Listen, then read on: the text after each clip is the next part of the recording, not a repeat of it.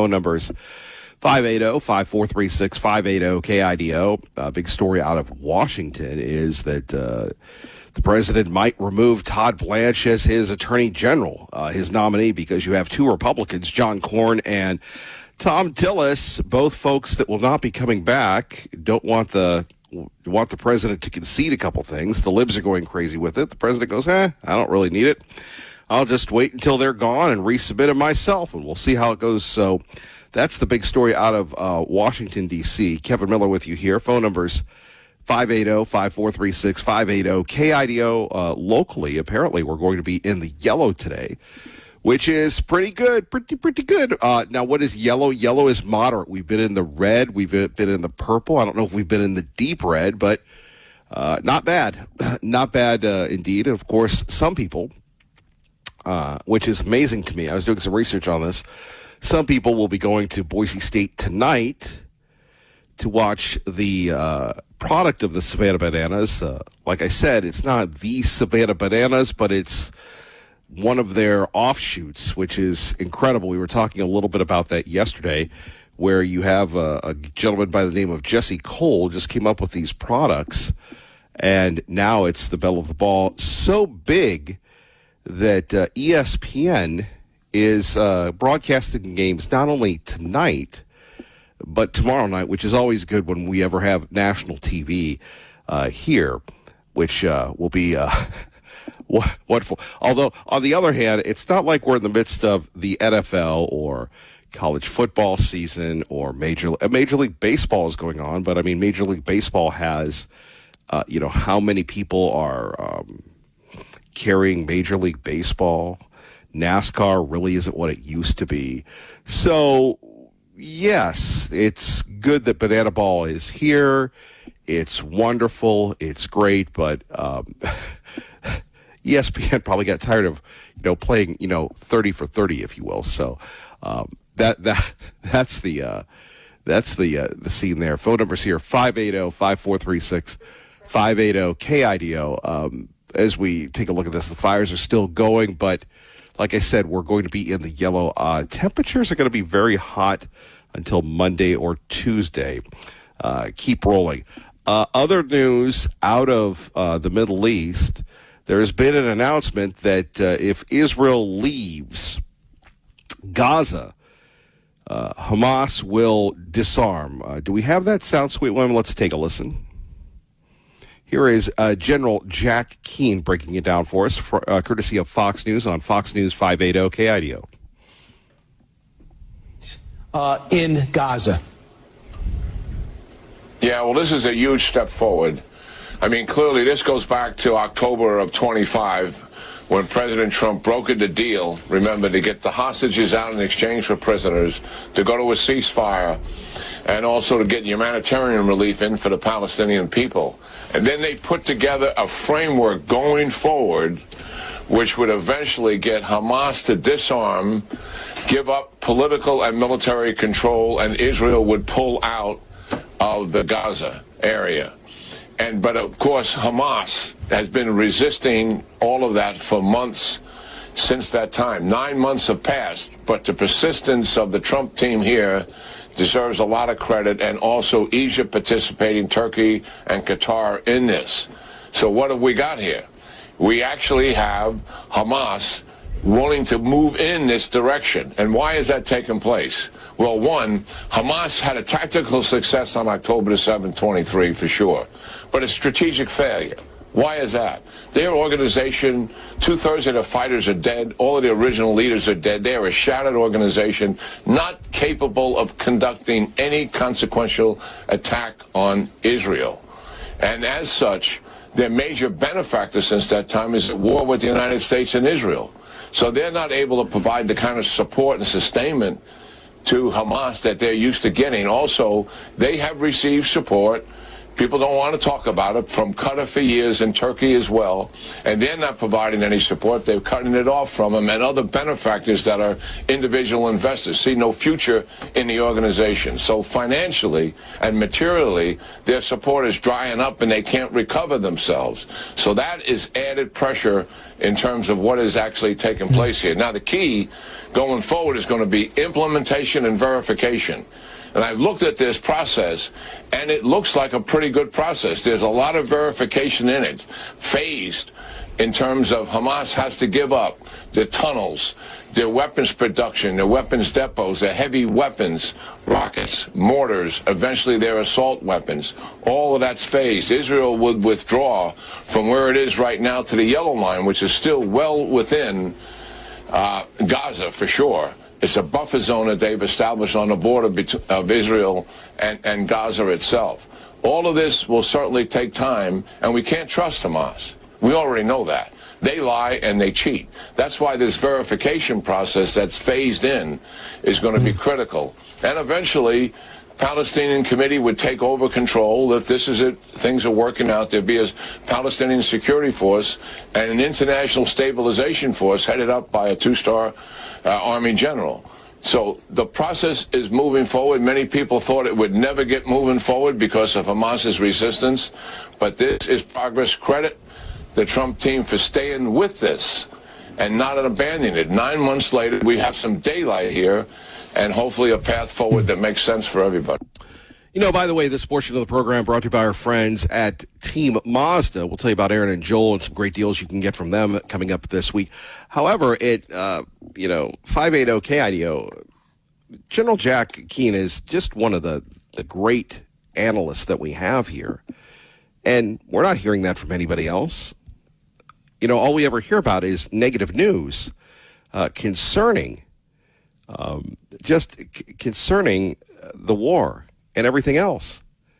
And as I sit here, and we were talking a little bit about, we were pretty busy yesterday, so we really couldn't get into it. But if you're the Iranians and you're watching the news out of this country, well, of course you're going to continue the war. First of all, you're the wacky, zany mullahs. Second of all, you think about this, and you've got the Democrats wanting to get the troops out. Major Democrats saying, well, we just want to go back to the way it was. We want to wave a magic wand and we want the mullahs to blow us up. You've got the media saying that this is an unnecessary war. So, of course, we're going to have these guys do this. But, you know, and a lot of people, sometimes they don't like Fox News, but thank goodness that you have Fox News. And again, you could talk about, what's the book called, Sweet William, The Loudest Voice or something like that, about Roger Ailes and coming up with this. But Ailes was brilliant. I'm so sorry that he was forced from office. Yes, like Matt Lauer, he was not good with women. But Roger Ailes created this masterpiece. Imagine, and a lot of us remember, a world without the Fox, where it would just be how it is. The libs are just going crazy, crazy, crazy. And, that's why you take a look at this war. Nobody's happy about it. Nobody's happy about the incredible, insane cost. But you have to think about, and I hate to say this, coming up after the midterms, it's going to be, a post-Trump presidency. And it could be, you think the first 2 years have been rough. Imagine if the libs get the House. They're talking the libs are going to get 15 seats, which would be devastating. And then you take a look at the Senate, and we're doing very well in the Senate. We have 2 senior senators on committee chairmanships, but we lose the Senate. That gets blown up as well. It's not so fun when you're in the minority. And not so fun for Idaho either. Or in the House. So it all comes down again to this election and the media, because Trump has continued to stick it to him. Remember the speech last week at the, hey, Caitlin Collins, remember me? At the correspondence dinner? And you go, well, why does he do this? Because it's the Animal House presidency. You're going to get in trouble regardless. They don't like you regardless, so you might as well go out on your own terms. Or he just doesn't care. I don't know. But he's never played the game conventionally. The most unconventional president we've ever seen and ever will see, which really concerns me about who's next. Is it... and I could say this, and I hope that I'm wrong, but could you see AOC winning the White House? I know you're going, Kevin, it's Friday. The air is barely breathable, and you're going to give me AOC after Trump? The way things have been going, the 1 minute we go ultra this way, the next minute it's a counter to it. Can you not see that at all? Just something to think about. By the way, I want you to think about if you're looking for a pre-owned vehicle, if you're thinking about a new vehicle and you're going, Kevin, I'm a little worried about,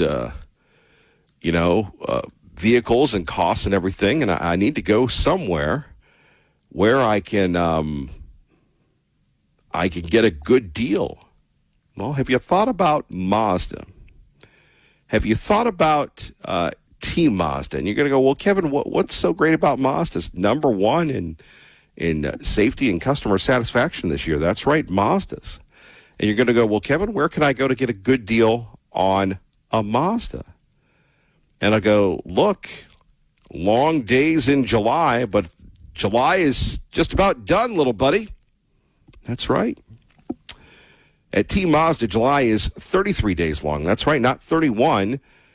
Because of July's special offers, they're extended through this Sunday, August 2nd. So what does that mean for you? Yeah, Kevin, use your little Jedi tricks on us. So if you've been thinking about buying a new Mazda, you've got a few extra days to take advantage of some incredible financing. Right now, you can get 0% financing. That's right, 0% financing for up to 72 months on the new Mazda CX-70 and the new CX-90 plug-in hybrids. They're the best of both worlds. Put them into a regular household outlet for your daily driving. Then when it's time for a road trip, they automatically switch over to efficient gas power. It's easy to see why plug-in hybrids are one of the fastest growing vehicle choices now. And if the CX-50 is more your style, Team also has 0% financing on the Mazda CX-50 hybrid. In fact, Aaron and Joel say they can barely keep them in stock because it's the perfect, that's right, it's the perfect size SUV for so many people. Speaking of winners, U.S. News recently ranked the Mazda CX-5 as the number one subcompact and the Mazda CX-30 as the number one compact SUV. So if you've been waiting for the right time to buy Mazdas, don't wait any longer. Right? Don't wait any longer. 0% financing is available through this Sunday at Team Mazda in the pre-owned superstore. Visit Team Mazda on the Boulevard or get pre-approval today at GoTeamCredit.com. That's GoTeamCredit.com. Phone numbers here, 580-5436, 580-KIDO. And again, some would say not a very big weekend in the Treasure Valley. This whole banana ball thing where you've got the Boise State field now transformed into blue and orange. And I think it's going to pop on television. And once again, I've studied a little of this. There are unique rules. There's time limits to this game. It's more entertainment, but it is athletic. And then, obviously, of course, it was the biggest ticket in town, where you have the tailgaters, the Texas tailgaters, is it Sweet William, against the party animals. And apparently people love the merch. All grassroots stuff, all grassroots. And apparently I was reading something. I don't know if they still need people, but this is what Dave Ramsey does when he comes to town. He will get people that follow the Dave Ramsey regime to work for him. and he'll go work for him, and you'll work the booth and all that. So apparently, they were looking for honorary banana type employees, either a party animal or not a tailgater, a Texas tailgater. So that is the big event of the weekend, and it's amazing what we'll do and what we'll talk about before our beloved football season. Other top stories of the day: the wildfire continues to impact us. But finally, we're getting some of these fires under control. In addition to that, we're talking about the budget. We're talking about our budget, if you will.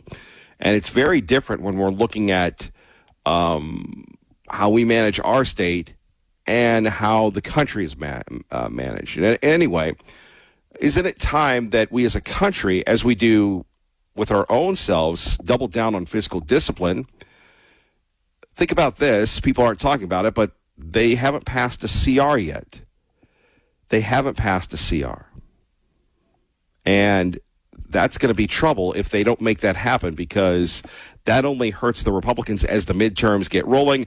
All of a sudden, you're going to have, we're 90 days, less than 90 days away from the midterms. You're going to have people saying, well, look, they're going to shut down the government again.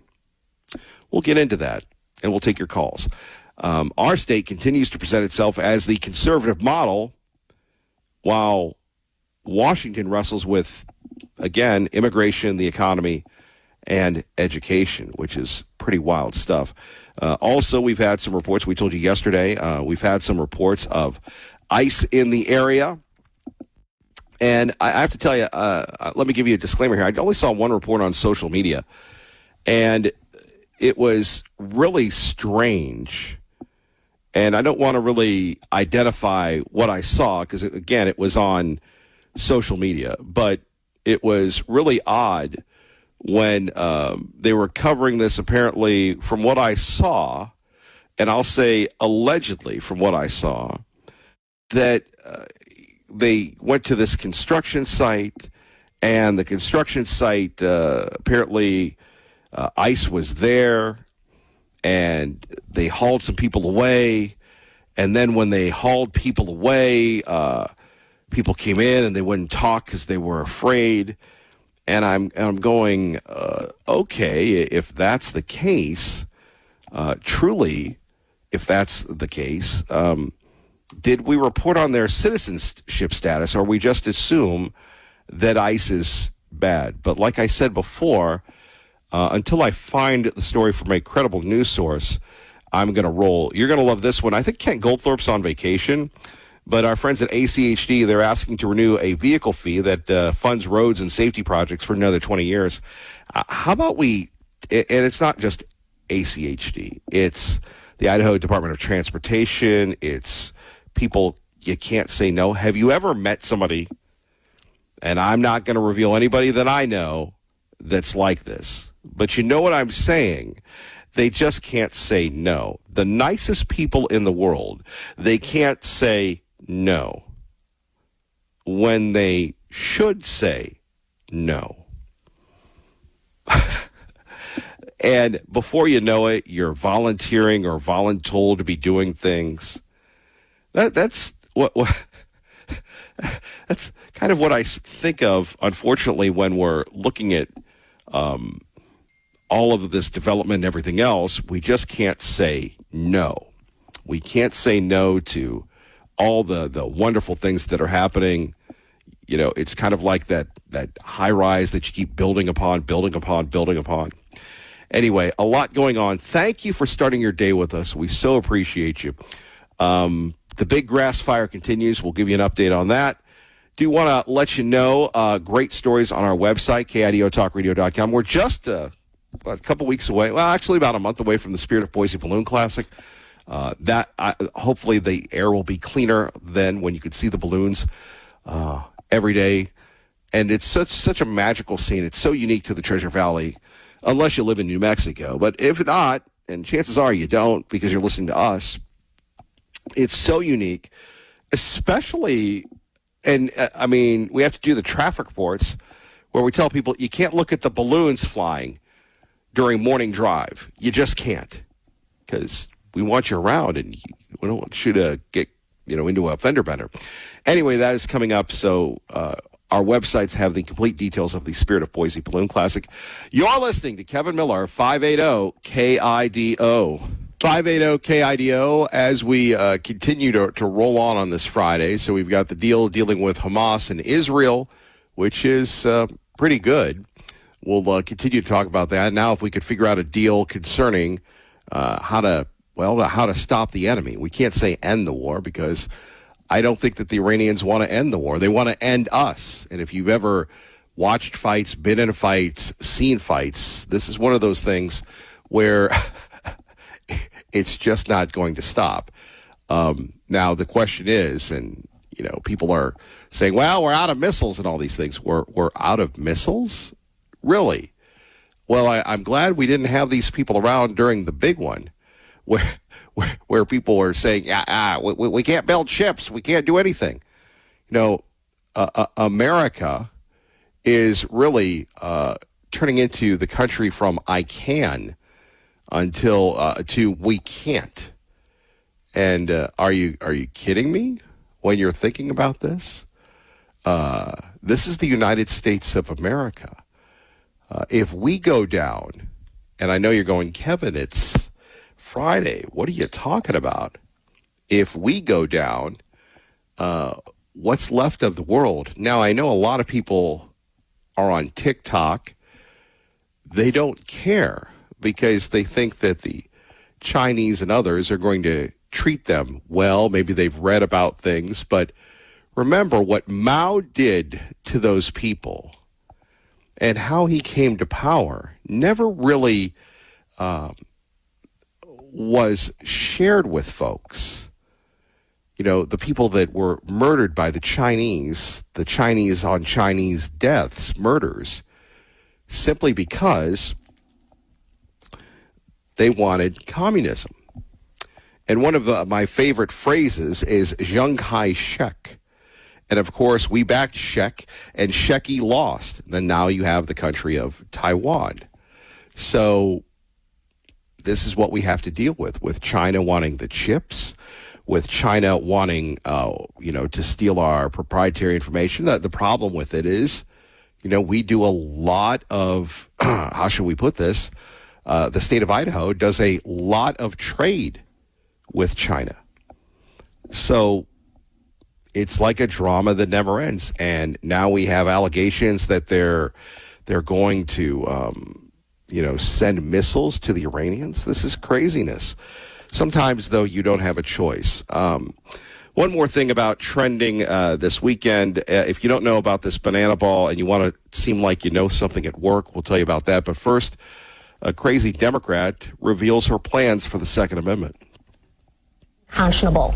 The assault rifles have had their day. That is what I'm hearing from people throughout my district. Rick, They're saying that it's time for the assault rifles to go, that we need to ban the bump stocks, and we need to protect our community. Rick, what is the... Yeah, Rick, what is this? So this is Haley Stevens. Now, she's the mainstream loon in the Michigan Senate race. The other guy, Al Said, he's part of the Democratic Socialists where they want to blow up the Senate. The reason why she's doing this, and remember, if you've ever been to Michigan, it's right north of Ohio. They got the Great Lakes. I think they have what is that called, Sweet William Lake, Michigan? Welcome to having a lake, Michigan. And, as a little boy, I spent some of my summers in Michigan. No, not on the Upper Peninsula, the UP. We were down there with the commoners in a town called Sturgis, Michigan.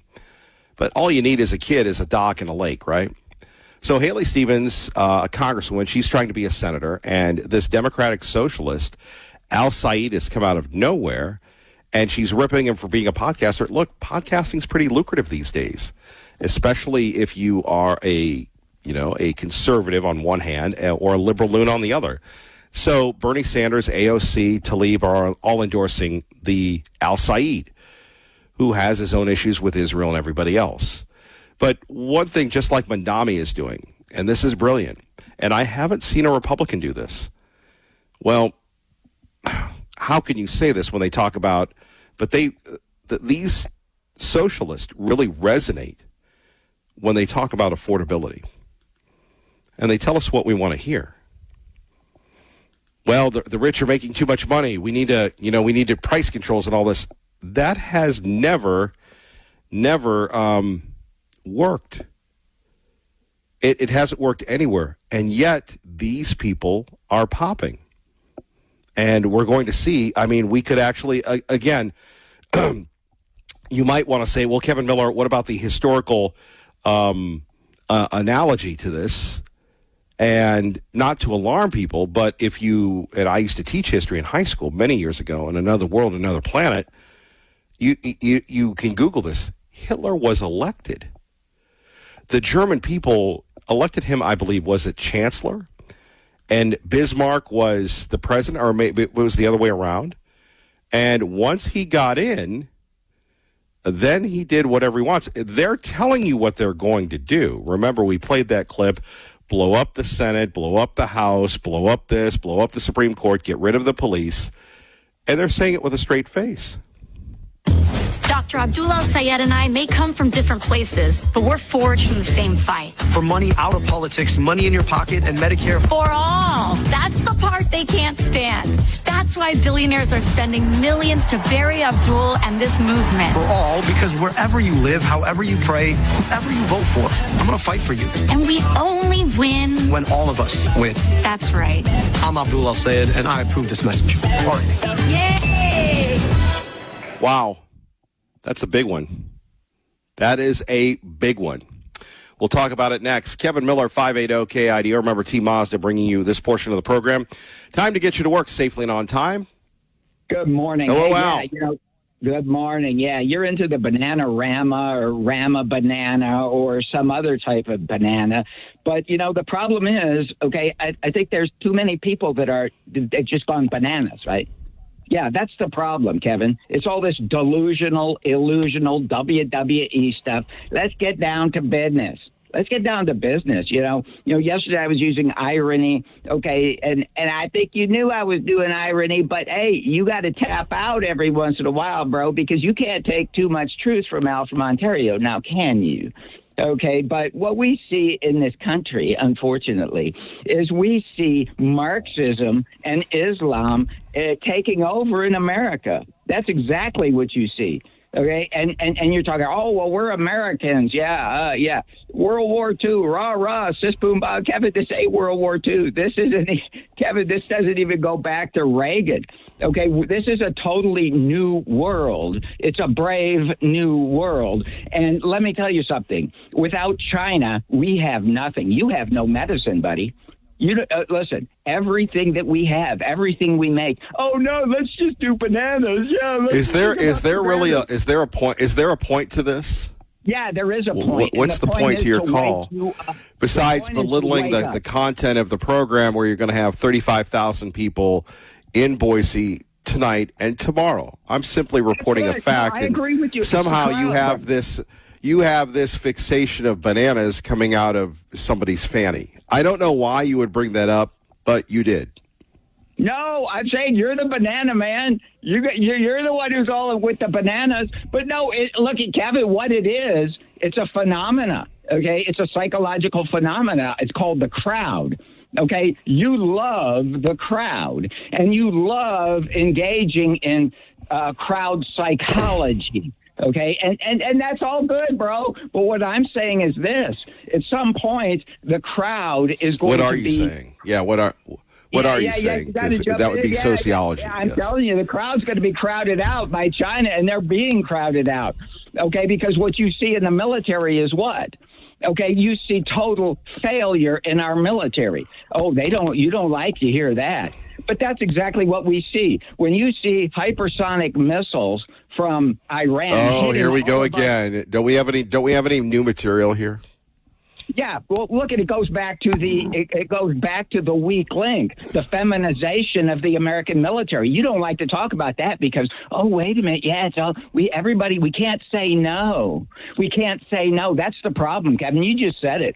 Okay, nobody can say no. They can't say no to their kids. Okay, and so there's no discipline. So we don't have any discipline. They can't say no when the women want to go into combat. Okay, everybody, come on in here. Let's get together. We can all love each other in the foxhole. Yeah. So nobody can think anymore. This is the problem. Okay, they're delusional. Okay, and they're fixated on bananas. Okay, you like Banana-Rama or Rama Banana, whatever. I don't know. But that's what you run with, bro. You run with that, and hey, look, you mentioned banana one more time, and I'm going to start talking about you in the sauna with the boys. No, Kevin, look it. People have gone bananas. Okay, this is the whole thing. The whole banana routine is just something that really goes back to the old saying, man, you've gone bananas.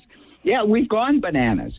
Okay, we've turned into Marxists and Islamists in this country, and the people don't even understand it because they're too busy engaging in bread and circus. But that's always been the historical precedent, right? That's always what it's been. And you go back and you look at Germany, right? Okay, yeah, that was Hindenburg, not Bismarck. Bismarck was the guy who basically put Germany together in 1870. But so Hindenburg and Hitler. Look, the people were the crowd psychology, right? But the crowd psychology is something that needs to be looked at critically. And people need to understand that when you have the Marxists, and we call them liberals, okay, the Marxists, the Democrats, they're all Marxists to a very large degree, in my humble opinion. But these people, what they want to do is they want to use Fabianism, gradualism, to destroy the constitutional construct that we call America. And they're doing a really good job of it. And if people don't listen and people don't understand what's really going on, I mean, this Fauci, we want to put Fauci up there as though this guy is some kind of, he never enforced anything. He didn't do anything. All he did was make recommendations. It was the little tentacles down in the state level that did all the enforcement. Look, I mean, DeSantis didn't do any of that. But everybody has to focus on Fauci. We got to focus on Fauci. I don't focus on Fauci. Focus on those people who subjugated the people. That's what you really ought to do. Fauci was really, honestly, I think Fauci, he's basically captured maybe, doing the things that he was doing over there in China, supposedly. I don't know how much of that is true, but nonetheless, who isn't captured by China these days? Who isn't? Everything. Your medicine, Kevin. Okay, your clothing. Okay, everything. Your appliances. Your computer equipment. Okay, everything. Yeah. Okay. So so really, tell me the point here. The point is this: at some point, people. Because I think a lot of people would like to know the point. Here we have a congresswoman who could be a senator talking about getting rid of assault rifles, getting rid of weapons, getting rid of a lot of things. We have Al Saeed with AOC and the future of the republic. And you are fixated on men named the Texas tailgaters and the party animals and bananas. I'm trying to follow along. Maybe I'm a simpleton, but again, you seem to be fixated on I don't know what. I think you're just going in circles today. You're buffering. No, what I'm doing is telling you that what are you telling me? The real problem, okay, is the Marxists who want to destroy our country, and there's so many different tools. And then again, once again, Al rips the military. Al, thank you for the call. Let's go to security guard Mike. He loves America with Kevin Miller at 580 KIDO. Could you make any sense of that? I don't know what he was talking about, but I just know that Donald Trump put the Iranian Navy on the bottom of the sea. Now they're looking up at us. And I know that Donald Trump is doing his best in Iran because he knows that if they had a nuclear weapon, that they would use it because they had 47 years of trying to destroy America. AOC is a rot inside of America, and she is trying to destroy America. They're flying on private jets, her and Bernie Sanders. I've seen videos of them flying on private jets, getting off, and then they're telling you and me that we have to use other people's money, and they're the ones who are going to be. Communism isn't for the commoner. It is for the rich commoner, and they're the elite. Rules for thee and not for me. That's exactly how they look at life. Kevin Miller, you are the greatest. I remember one time when we were at the debate with Donald Trump and Joe Biden at the drive-in theater, and you told me, you looked at me and said, even if Donald Trump wins, he's only a Band-Aid on a wide wound. He's only going to stop the bleeding for a little while, and then the rot is going to get loose. And hopefully Donald Trump he's trying to fix it, but he's only one guy, and he's doing the best he can. And he's got so many people against him, so many rich people. The Chinese are against him, the Iranians are against him, all these different countries. NATO's against him in a lot of ways. But yet, when the push comes to shove, if they needed America, Donald Trump is the last stand. He is. He said it himself. They're coming for us, not for him. Once he's gone, and you already said this, you are such a prescient, almost like a prophet. Kevin Miller, you are. You said it. If he wins, he's only a Band-Aid on a big wound. I love you, Kevin Miller. Thank you so much for being the best host, and you are looking so good. I love you guys. You're giving me inspiration. Take care of yourself. Have a great weekend, and I'll see you at Bananas if you're going to go tonight, because I'm going to be working security for it. Talk to you later. Humping. Oh, the Bananas. No, won't be at the Bananas. I'm a commoner, but God bless you and thank you for your service, security guard Mike. There we have it. The Bananas and security guard Mike. I could see that's a recipe for, well, something people will be talking about for years and years. Time now for our great friend, Ron Grant. Paid for by Ron Grant, your safer money specialist. And here we are. Good morning, Ron. Good morning, buddy. How are we doing today? Boy, I'm always suspicious when there's an early morning Ron. I can remember we used to have early morning Rons all the time. And, Ron kind of gets up, does his pull-ups and push-ups and trains. But thank you for joining us. Always great to have you with us. We talk about the fiscal health and, people are saying, hey, everything's good now. But we remember the dot-com bubble. We remember what happened in 08 and 09. And we should learn from you about protection. And people say, well, if it's going to happen, it's going to happen. But Ron, can you protect yourself from these financial calamities that have happened in our past? Well, of course, back in 08 and 09 when the market tanked, almost 50%, my clients and I, we got a zero. We didn't lose our principal. We didn't lose our gains. And that's so important. I met a lot of people back in those days that had already retired. And when it hit, they were losing money because the market was going down and they weren't putting any money in because they had retired. The nice thing about what I do, Kevin, is we have a lifetime income that we can't outlive. And if we're married, when one spouse passes, the other spouse gets that money for the rest of their life. And then when they've passed, the beneficiaries get the balance. It's so important to have an income source. Think of it as a pension-like. You can't outlive it. You can't outlive it in your lifetime. It's great. And we participate in some of the upside of Wall Street, but never the downside of Wall Street. And every year there's a gain, we lock it and go one way, and that's up. The most important thing is that lifetime income that we're going to get.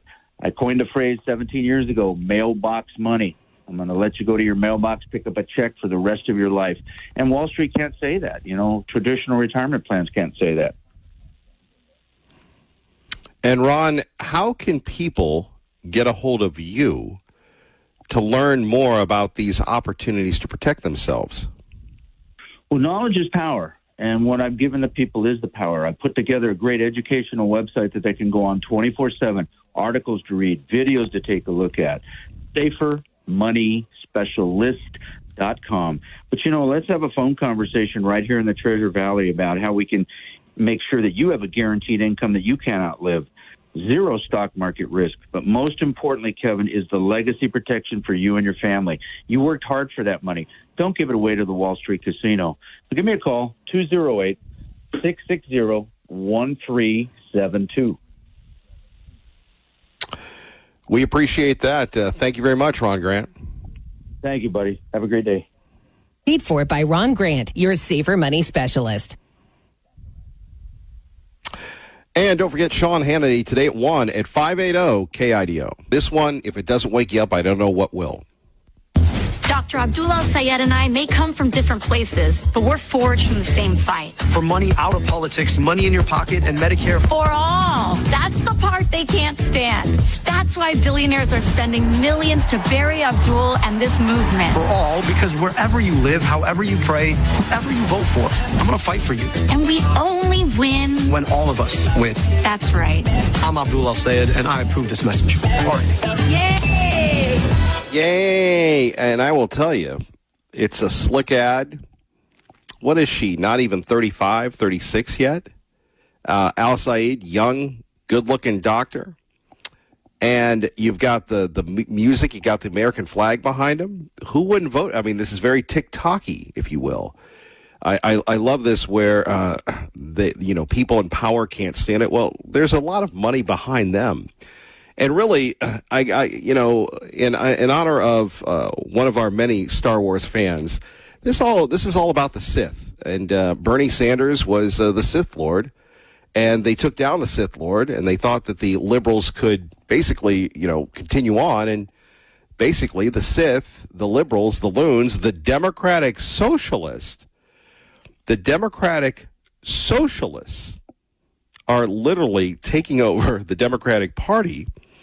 And so much that you have this Michigander, Haley Stevens, who it was two females and a male battling it out for the Michigan Senate seat.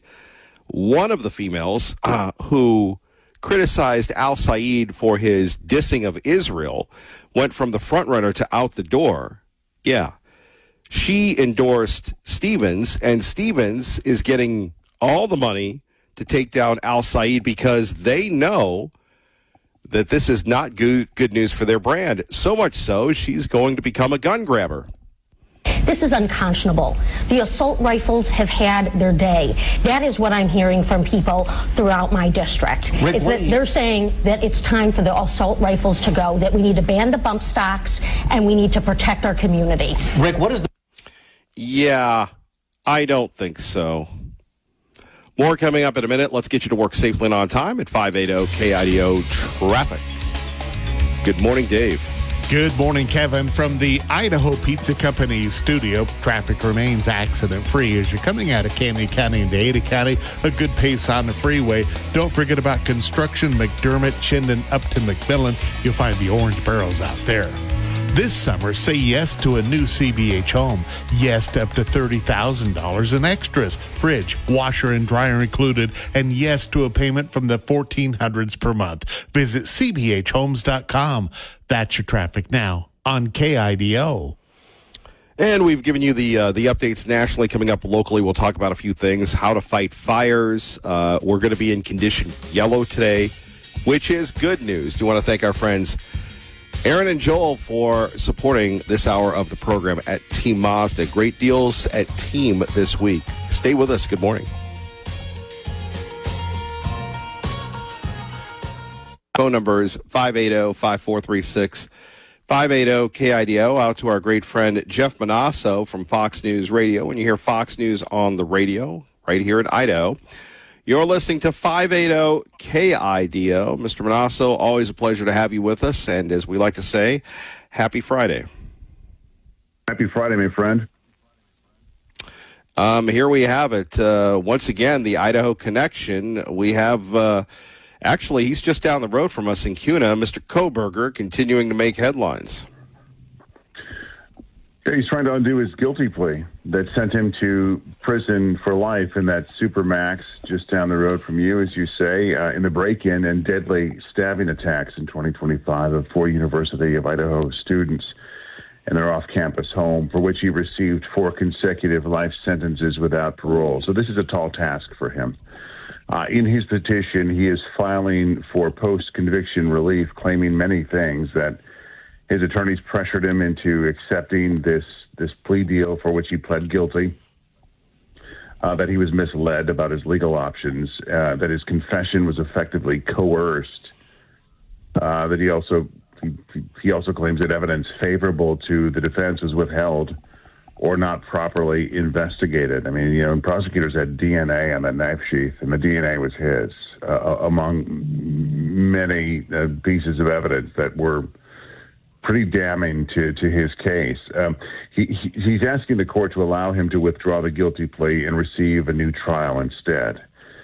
All that after he confirmed under oath in court in Idaho that his plea was voluntary. So, most criminal law experts will tell you that this is a long shot because he explicitly acknowledged in court to the judge that he was pleading guilty because he was guilty.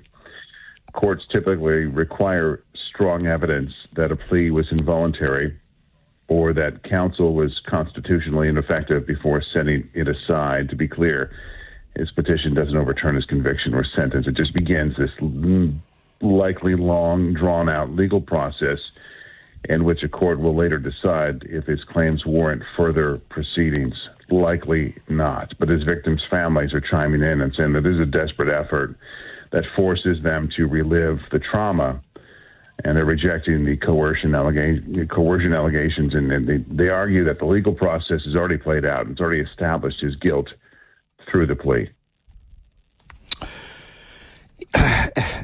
You cover a lot of cases. Very tragic, very unusual that you'd have this guy recant and blame his attorneys. And by the way, I think the state spent at least $2, maybe even $3 million on his protection and his legal fees. And they're still spending money on his protection and keeping him alive. But life is terrible for him at that Supermax. He's in J Block. That's reportedly anyway. That's a long-term restrictive housing that keeps him away from Gen Pop. So he's away from most of the inmates who've been harassing him reportedly. He's in jail. He's in his cell for 23 hours a day, reportedly. And when he gets out for an hour of recreation, he's in restraints. He's under heavy supervision because he's a high-profile killer. So life is terrible. He's complained about his diet, the alleged harassment from the other inmates. Life is terrible. And so this is, post-conviction, this is kind of standard stuff. Yeah, but to get the attention of the New York Times and, Jeff Manasso, that says a lot about this case that continues to garner international attention. Of course, the true crime people as well. And like I said, it's kind of strange. On one hand, he's right down the road from us. The courthouse is literally less than half a mile from us. And he had his opportunity, and then he pieced out. Remember, people were speculating he didn't want his family to be called up. Here we have Koberg allegedly worried about his family, never about the family of the victims he was accused of killing and that he copped a plea for. And, here's another one.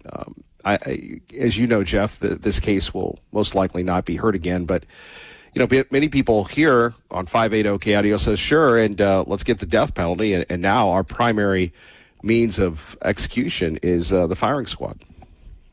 So the death penalty, it was on the table, and it was kind of all part of it. But this was a situation where he, as you mentioned, I think you're right. His biggest concern was having his family called to the stand.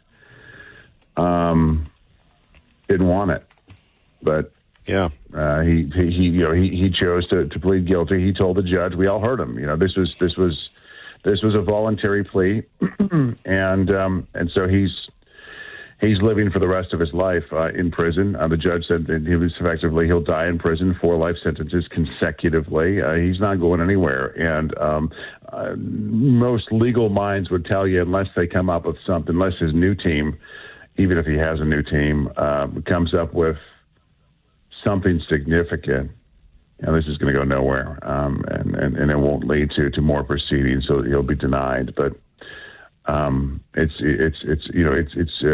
a brutal it's brutal for the family, the victims' families that have to kind of get back in that defense mode where they want him put away for life and protection mode, and it's a kind of an uncomfortable and terrible place for them to have to be. Jeff Manasso, we always appreciate you. Did you get a chance to? I know you're a big college football guy. Being facetious here, but the Big Ten, I believe, was in Chicago, and it's more about who has the ratings and who has the revenue these days, as opposed to who's on the field. Of course, the Big Ten, very successful recently in football, but it's strange that college football has become more a story about economics than anything else, if you will, in my opinion. It's all economics, for sure. Was there a question there? Or was it a comment? Exactly. I didn't know if that got a lot of local coverage. I know that the Big. I mean, who would have ever thought in the age of Keith Jackson and everything else that these teams would have their own television networks? Pretty wild. Right. It really didn't. It didn't get much coverage at all. Well, Jeff Manasso, only a few more weeks, and your beloved Packers will be back in action. Yeah, and I can't wait. But still holding on to the summer as long as we can before we get into fall. You always like to jump the gun and get me into fall, that fall mindset where I'm still trying to hold on to the dog days of summer and and sunshine, but it's coming. Looking forward to it. Yeah. Well, there's a reason for that, Fred. I'll tell you. The temperatures are in the 100s. Our air quality has been horrible, so we want the fall to get here as soon as possible. But anyway, fall's a little different in the Midwest. Yeah, no, for sure. Are you still getting some of that? Are you guys affected by that Canadian wildfire smoke still? We have a ton from Oregon coming in, and it's really destroyed the air quality. In fact, we're celebrating it today because it's we've gotten down to yellow. Usually, it's been in the red or even worse. Create a news story, my friend, and big enough to where I've got to fly out and come hang out with you. I'd love it. That would be awesome. Jeff Manasso, we so appreciate you. Have a great weekend, sir. You too, brother. All right, our great friend Jeff Manasso taking a look at some of the headlines here that we are looking at. I don't know what this guy in Meridian was thinking. A Meridian man has been arrested accused of abusing and killing cats. 31-year-old Ethan Ramsey was arrested by Meridian police on 3 counts of animal cruelty after a probe into allegations of abusing and killing cats. Not good. A story we first brought you when we had the folks on from U.S. News and World Reports. Idaho is the 7th best state to live in the country. Utah is number 1. The Dakotas and Minnesota and New Hampshire, that rounds out the top 6 or 7. And one thing that I don't think any of our elected officials will ever answer, but it's on everybody's mind, because there are things called bills. You know what it's like when you and Dave Ramsey does a whole shtick on this, and I think he's right. One of the reasons why we spend so much is, you just hand somebody a card. Maybe your parents, your grandparents, maybe even you use this thing called cash. And you had to earn dollars and cents. And when you got dollars and cents, you would, in the old days, a power move was handing somebody a 5 or a 10 or a 20. Big baller might even throw out a 50. Hundreds, we've never seen those. Today, you have this little card that has thousands of dollars on it. Or some of us, hundreds of dollars on it. And, you wave your card, you zap the Amazon, and you're rolling. And then we get the bill. And this is what we're seeing. And I don't know if we'll ever really understand this. But this is a story we've been covering for years and years and years. I wish that we had a solution to it. And I think one of the issues and again, I will give credit where credit is due. It's been Patriot Ray. It's been Tea Party Bob. It's been Kevin Miller. Mike from Boise when he calls in. And really what happened to us is Joe Biden. I think I could do 3 hours on how Joe Biden was the best thing ever for the state of Idaho. And you're going to go, see, I knew it. Liberal Kevin Miller. No. But you take a look at some of the just news stories going on today.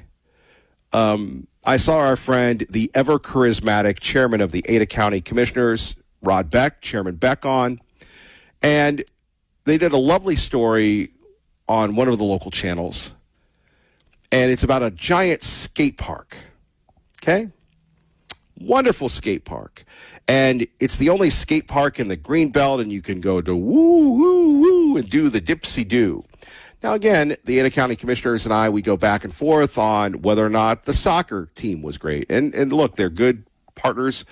People that run that soccer team, AC Garden City, which is really what it should be called, they do an incredible job of community outreach, of sponsorship, of creating a vibe. They do. First-class organization. And I can remember giving them a hard time about this, and the Ada County Commissioners, I think, to me, they're the most responsible form of government that I've been around. So there we have the little reporter on, and I guess that's just how it is. I mean, in Seattle, they got the police chief to resign because of his incompetence. He actually got fired.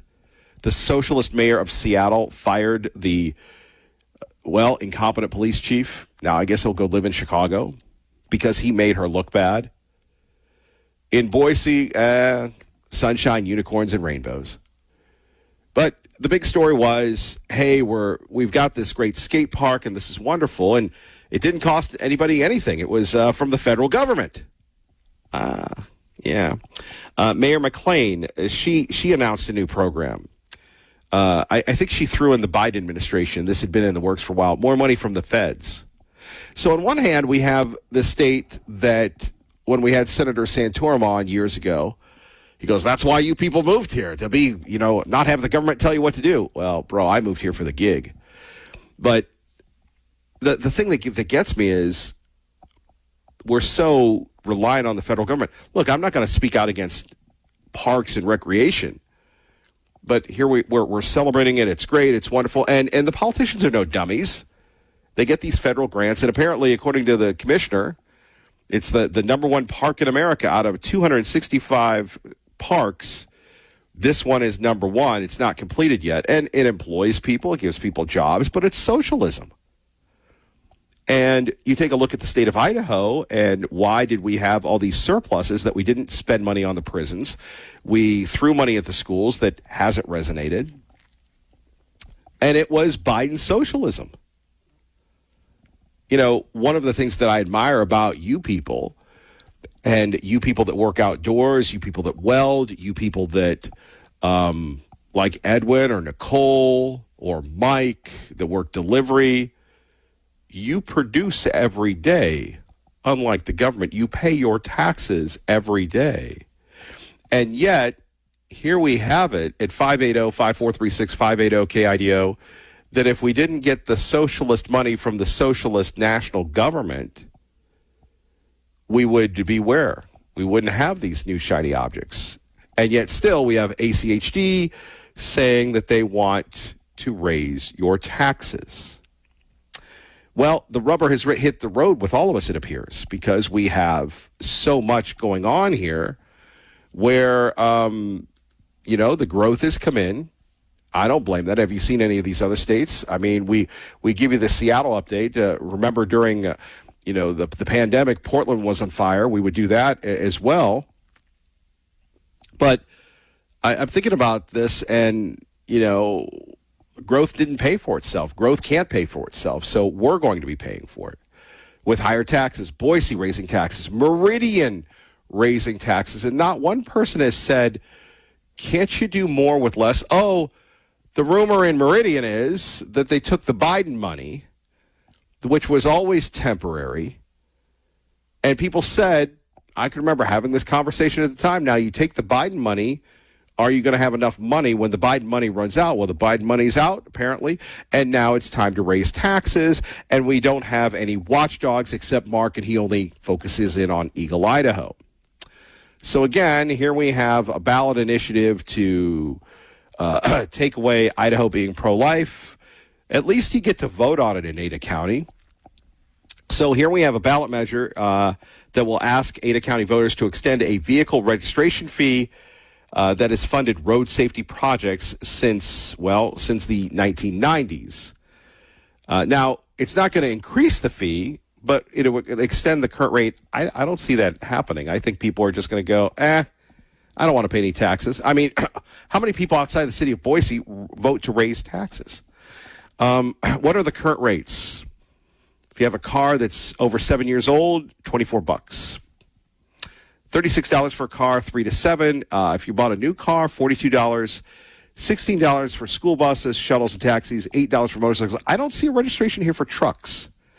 Oh, that's right. The trucks, they pay very little road taxes. Well, they have it from another fund. The trucking industry, I think the realtors as well, but I know the trucking industry, they have the best lobbyist ever.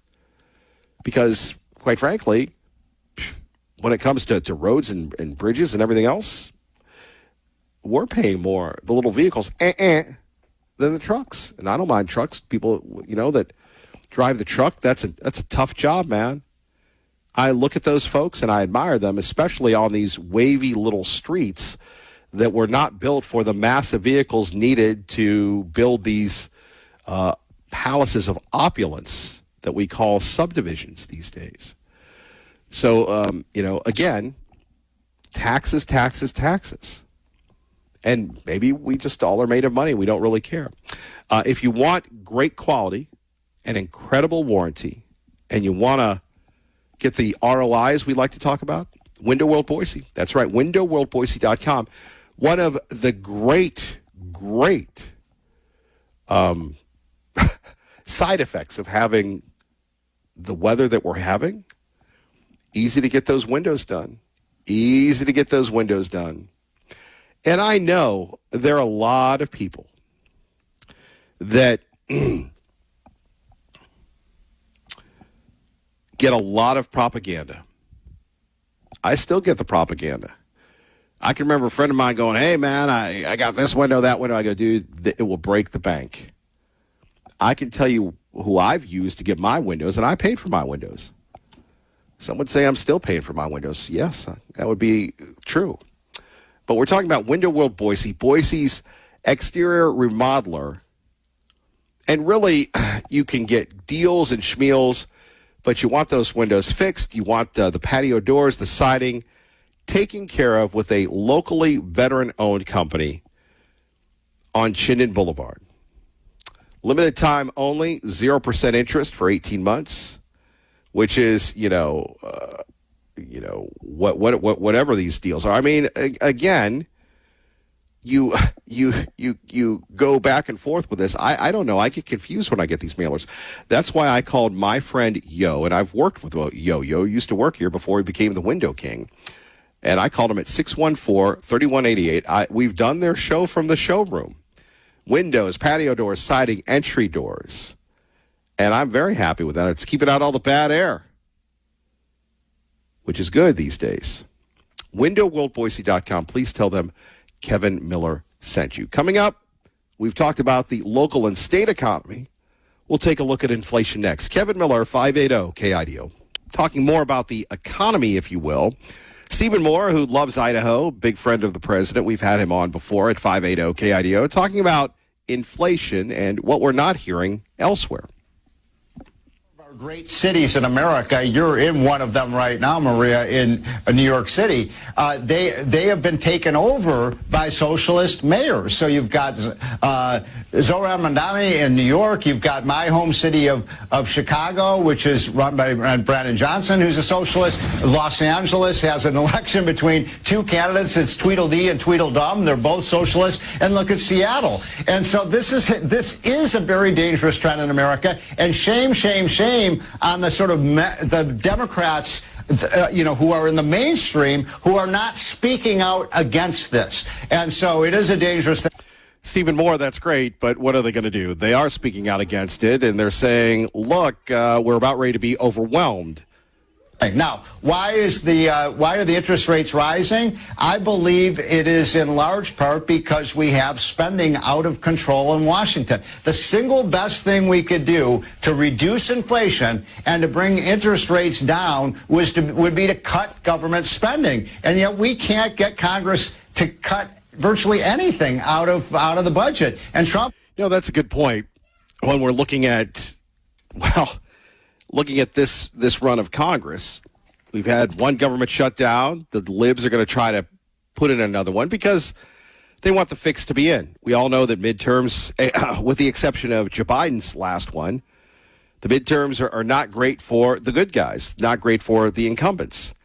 And yes, the Democrats don't have a lot of money. They have a lot of wacky, zany socialists running. But on the other hand, there has not been a lot of good news. Now, we can talk about the rising prices of the Iranian war. We can talk about the loss of life. We can talk about the A word, affordability, although eggs are down.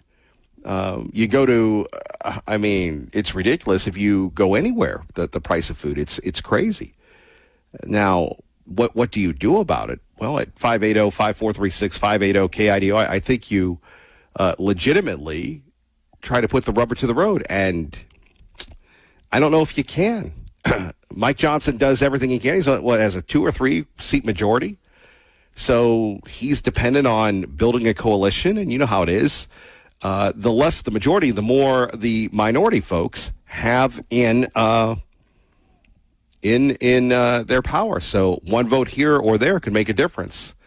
It could be a challenge for the Republicans coming up. And, are the liberals going to do anything differently? You think it's the freak show now. You wait till they're starting to run committees. Put out a great budget earlier this year. It was completely ignored. We know we have $1 trillion of fraud. The Democrats have no interest in trying to eliminate that. That's a real dangerous situation. Thank you, Stephen Moore. How do we top Stephen Moore? Let's go to our old friend, Dylan from the Great Idaho Show, the greatidahoshow.com. Da-da-da-da-da. And get this, Dylan's new friend is Dr. Ryan Cole. He's gone on this show and on social media saying that officials owe Dr. Cole an apology. Good morning, Dylan. You're on the air. Go ahead, please. Good morning, Kevin. Yes, they do. And I'm not the only one, apparently. It was just a simple message that I shared, and a lot of other people seem to want to share it. But, hey, Kevin, we're talking about that affordability stuff, property tax, and seems to be a top subject on your show.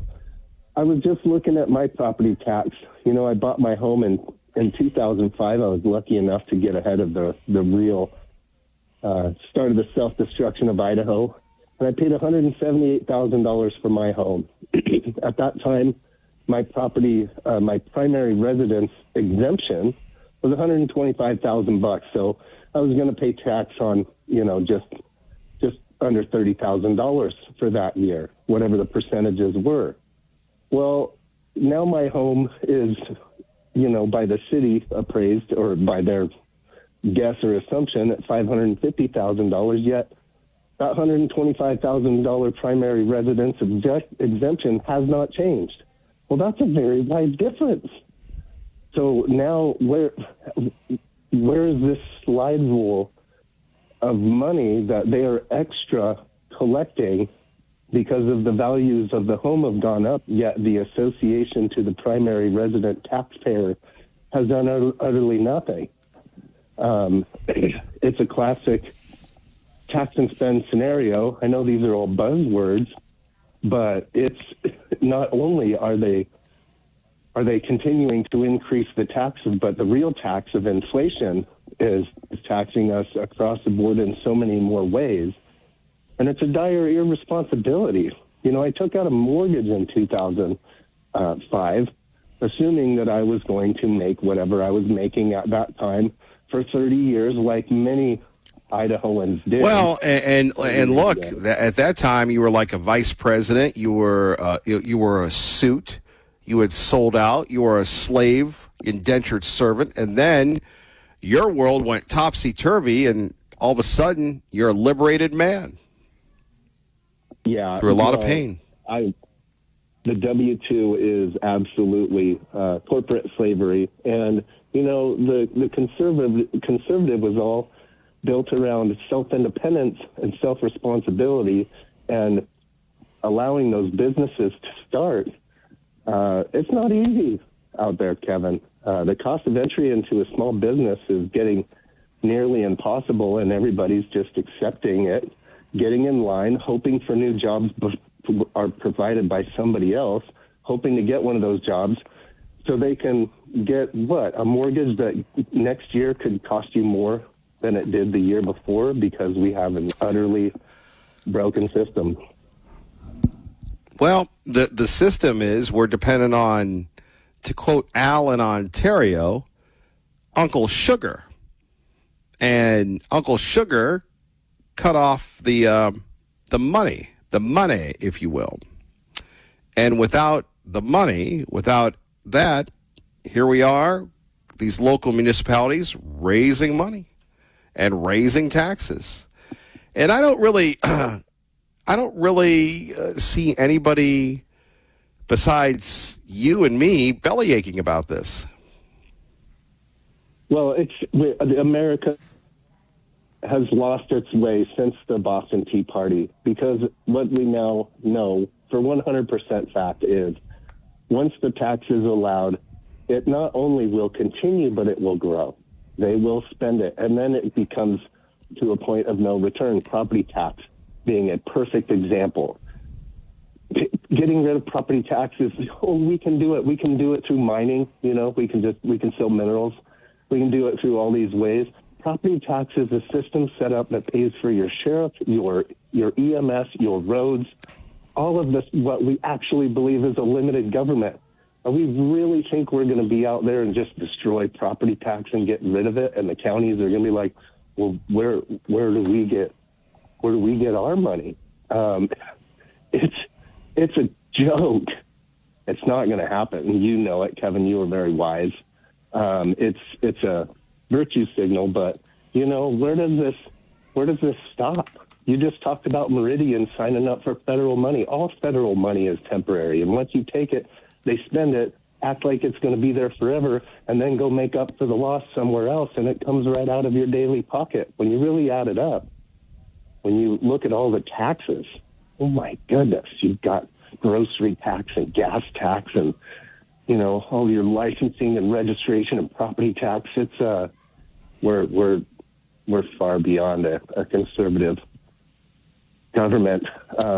You better be nice. Don't be public saying anything, or you'll never get a job anywhere, and you'll have to be a small business. Well, it's unfortunate that, and you felt it for a while, that there aren't voices of diverse or dissent allowed in certain segments. I had somebody send me an email ripping me for having Tom Luna on and accusing me of all sorts of things. And I go, Tom Luna is spending his own time, his own efforts, along with a lot of people, to keep Idaho pro-life. And somehow that's a bad thing, because people may not like Tom personally. And I'm going, man, dude, it makes me just want to do the banana ball report every day. It comes from the same people that are saying we need to abolish the property taxes. And I'm going, well, then how are you going to pay for things? We can't pay for the schools or the prisons or the roads right now. But it's a good buzzword when you don't have anything else. Yeah, well, I agree with you, Kevin. And there are some darker forces at work in Idaho. And it's one of those things. It was a thing that was mentioned, like Dr. Fauci. It was like, has he always been bad? You know, some people start out great, and then the means of growth take over. And every once in a while, you take a little step to protect yourself. But he's like, well, I'm going to do this just once, and I don't like it, but I'm going to, you know, maybe kind of take a step to push this person down or do something like that. And then as you grow and you get bigger, you have to do it more and more, and you can become addicted to the process, which is exactly what is happening in our senior leadership. You know, tell me that it's not a little bit, just a little bit suspicious. Like Mark Fitzpatrick, don't like Mark Fitzpatrick, but a gentleman running as a completely self-running man against our governor, randomly coming up for a sales tax audit in the middle of a primary.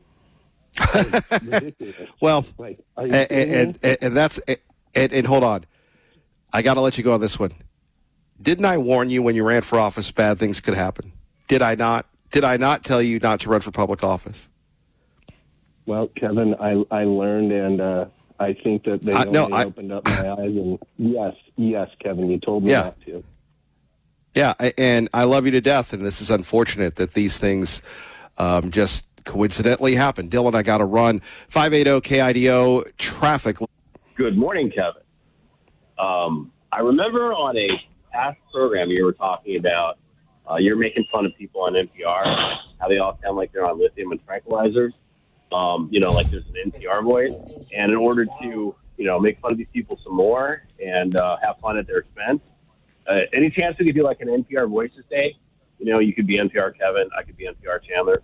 We could talk in that super flat monotone voice all day long, just, make fun of them and do that kind of thing. You like this idea?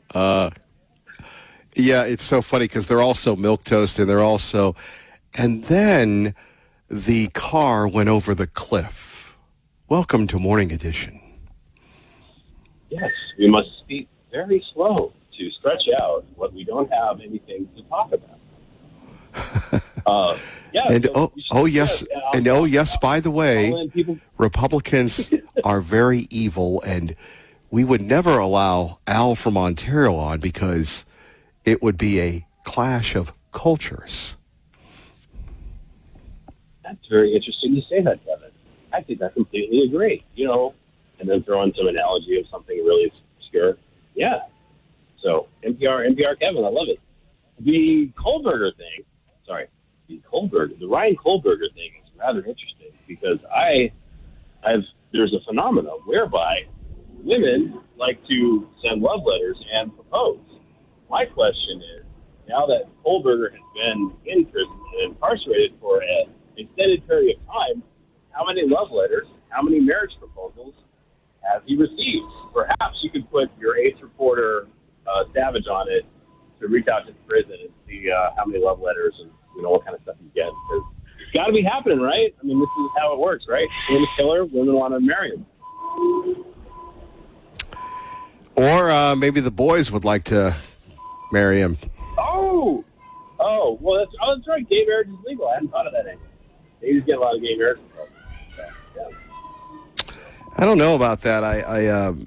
There's in a past life, I would have covered that trial, would have been there, and I just think that politics has become performative, and the court reporting the true crimes have become just exploitive. Maybe I'm just overly cynical this morning. Are you saying it looks like an episode of the Jerry Springer Show?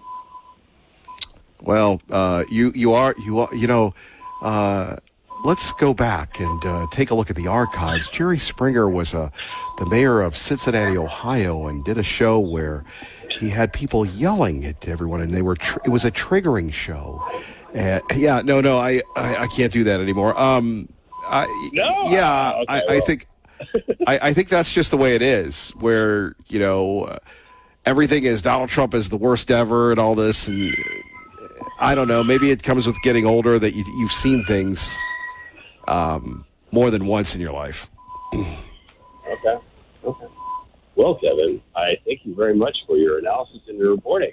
I'm NPR Chandler, signing off. Chandler, thank you for the call. We should have talked to him about, I guess he's backing up something. We should have talked to him about just this issue of budgets. And Idaho on one hand is very fiscally responsible. And then, you talk to these local leaders and they will blame the legislature. They'll blame the Speaker of the House. But, it wasn't the Speaker of the House that got all the votes. It was senators and representatives, and it was signed. And now the cities and the counties say we can't tap into some type of revenue source without raising taxes. So now we have the taxes being raised just once I would like to say, has there been a city that is, saying they're not going to raise taxes? And I understand you have to do more with less, which really plays into the midterms, except in Idaho, where you're not going to get that diversity of political candidates. You're just going to get this Republican or that Republican, which I'm fine with. But on the other hand, you take a look at just the sheer amount of fees that are going up and the quality of life. Is it really going along correlating with the fees? That's something that we'll get into. Let's get to data centers because they're big. Did you hear what Oregon is doing? They're saying bye-bye to them. Governor Tina Kotek says she's ordering the state to withdraw the sale of 32 acres in Salem, Oregon, where a California company wants to build a controversial $5 billion data center. She said it's her, quote, responsibility to make sure state actions reflect Oregon's values and serve the public interest. Veris, the Silicon Valley company behind the center, says it intends to proceed with the project anyway and called Kotek's actions disappointing. Last year, Veris signed a non-disclosure agreement with Salem officials, but people who live there were outraged to learn of the project when the non-disclosure was lifted earlier this month. Dozens of people testified against the center at a city council meeting this week. Tanya J. Powers, Fox News. Now I know a lot of people like Claude and ChatGPT and everything else, but do we really need to keep building these massive industrial data centers that take up the land, that take up the water, that take up the power? Well, China's going to beat us. Oh, okay. Sure.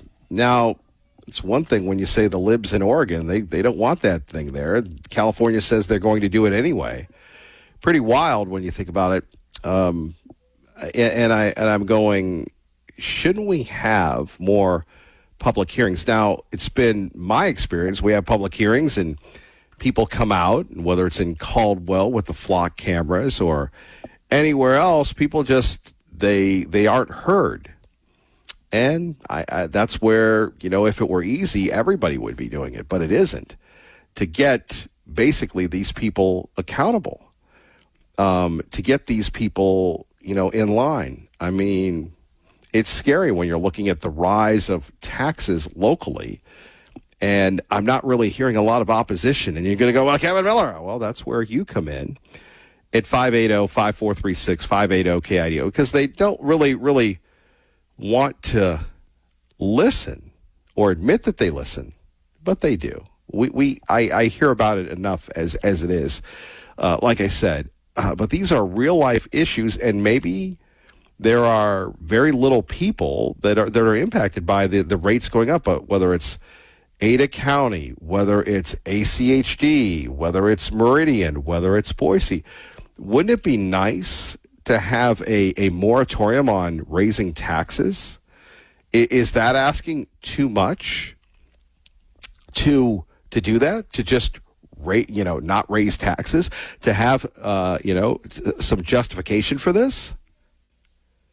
And people can criticize the president, but again, you've got all these fraud cases that have been brought up. You've got all these other things that have been brought up, whether it's healthcare in Minnesota, healthcare in Idaho, thanks to our Attorney General.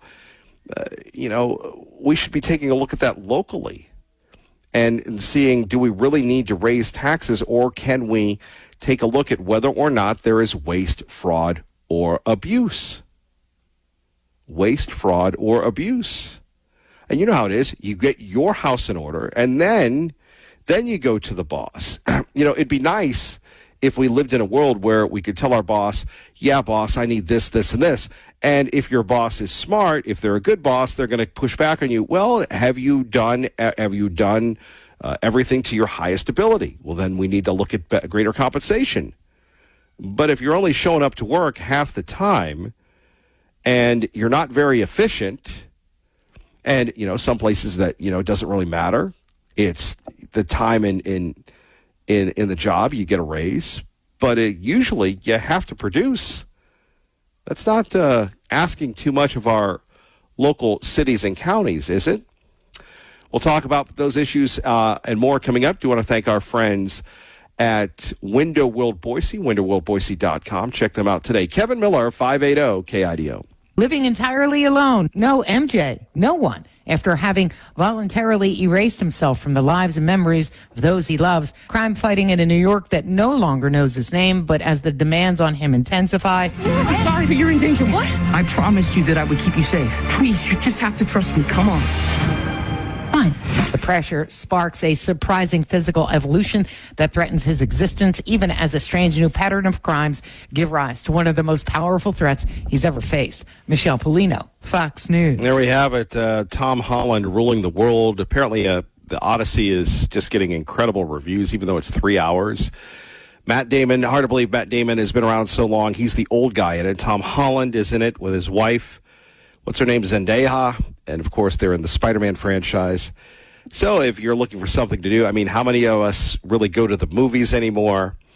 And or we wait for it to be on streaming. This is going to be a while because the Brand New Day, No Way Home, Day at Bernie's, they're all very popular. So we'll see how that plays out. If you can't afford a vacation, how about Dubai? But isn't there a war going on, Kevin Miller? Shh, wait for it. The Emirate of Dubai is known for its expat community drawn by low taxes and 20 million tourists a year who enjoy luxury in the sun. But the war involving Iran has been bad for business, so residents are being offered more than $800 worth of benefits for each friend or family member who comes on vacation. The package includes hotel stays, meals and attraction tickets. In February, Iranian missiles and drones hit the world-famous Fairmont Hotel and Dubai's international airport. Tourist-dependent businesses report declines in revenue of more than 50%. Jonathan Savage, Fox News. That's a tough one. But think about it. You're going to get a deal. Now, you might see a drone or two, and no one wants to kid about that. But talk about a lucrative incentive, if you will.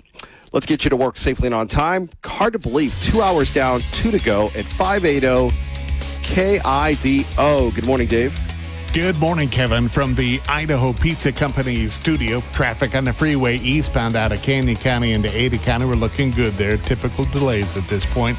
Working one accident at the roundabout at Amity and Eagle. If your website isn't showing up when customers use AI to search online, you're missing out. Find out how AI search optimization can help your business be found.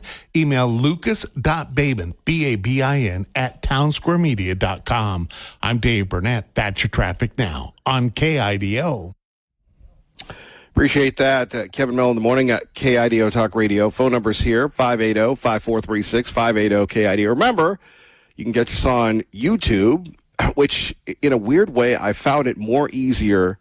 Is that even a phrase? I found it easier to watch and I don't even watch things, listen to things on YouTube, which is fascinating because whether it's Shopify or Spotify, it's Spotify, not Shopify. We're not on Shopify. We're on Spotify or Apple or Google or any of these things. It's really very simple, but there's something about the YouTube. Anyway, did you hear what they said on Kevin Miller?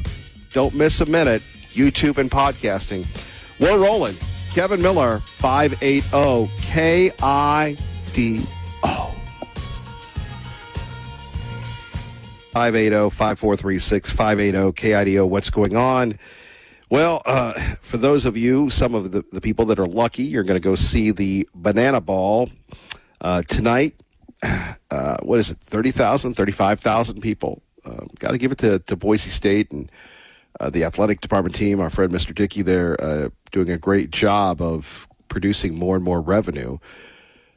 The days of Albertson Stadium just being a place for football appear to be over. Something that you might want to watch out for, that this could, and apparently I poo-pooed this a year or two ago when I thought that this was not a story, but a story out of Birmingham, Alabama, where we have this thing called the United Football League that wasn't, it was originally a derivative of the USFL, the United States Football League, and the XFL, which was, anything to do with Dwayne Johnson, The Rock, just fails miserably. So they merged the leagues, and now I think they've sold it to this rich billionaire. Anyway, the team there, the Birmingham Stallions, have folded, or they're moving out of Birmingham. And as crazy as I am for saying this, but I've had the right people through sources here and across America would believe that Boise State could be a place, or Boise could be getting a UFL team. Now, the Stallions had problems filling their stadium. And one of the criticisms that I've always had of people that are, thinking about bringing in some type of UFL team or any type of team, Boise State has to do a lot of creative stuff to get their sellouts. Remember years ago when the athletic director, Mr. Jeremiah Dickey said, 8 sellouts, and we all laughed and but he made that happen. Now, again, there's been some revisions of the stadium and all sorts of things, but to get people, and look, prices are going up, taxes are going up, tickets to the game are going up, everything is going up. It's what we like to call inflation. But at 580-5436, 580-KIDO, the inflation has a cost, and we're seeing that. So if you're someone that's involved in getting money for Boise State, sure, you can rent out Albertson Stadium for, 5 home games, and then it's up to the UFL people to, get the attendance going. Of course, those teams are really ultimately reliable on television revenue, not so much attendance. So if, in fact, we do see this happening, you heard it here first.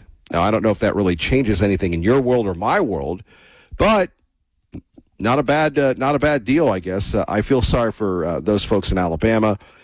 I still have a lot of friends in that area, and pretty wild when you think about that team moving out or that team shutting down. And it happens, and it happens everywhere. Old boss leaves, new boss comes in, new owner acquires things. What do they call that? Mergers and acquisitions, and that's really what you're seeing.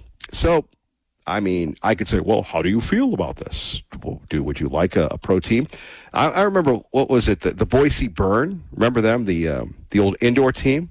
I thought that they were rolling. I thought that the Boise Burn, that was something. Unfortunately, they didn't last too long. They didn't have the same magic that we see with the Steelheads that continue to defy logic, but continue to sell things out.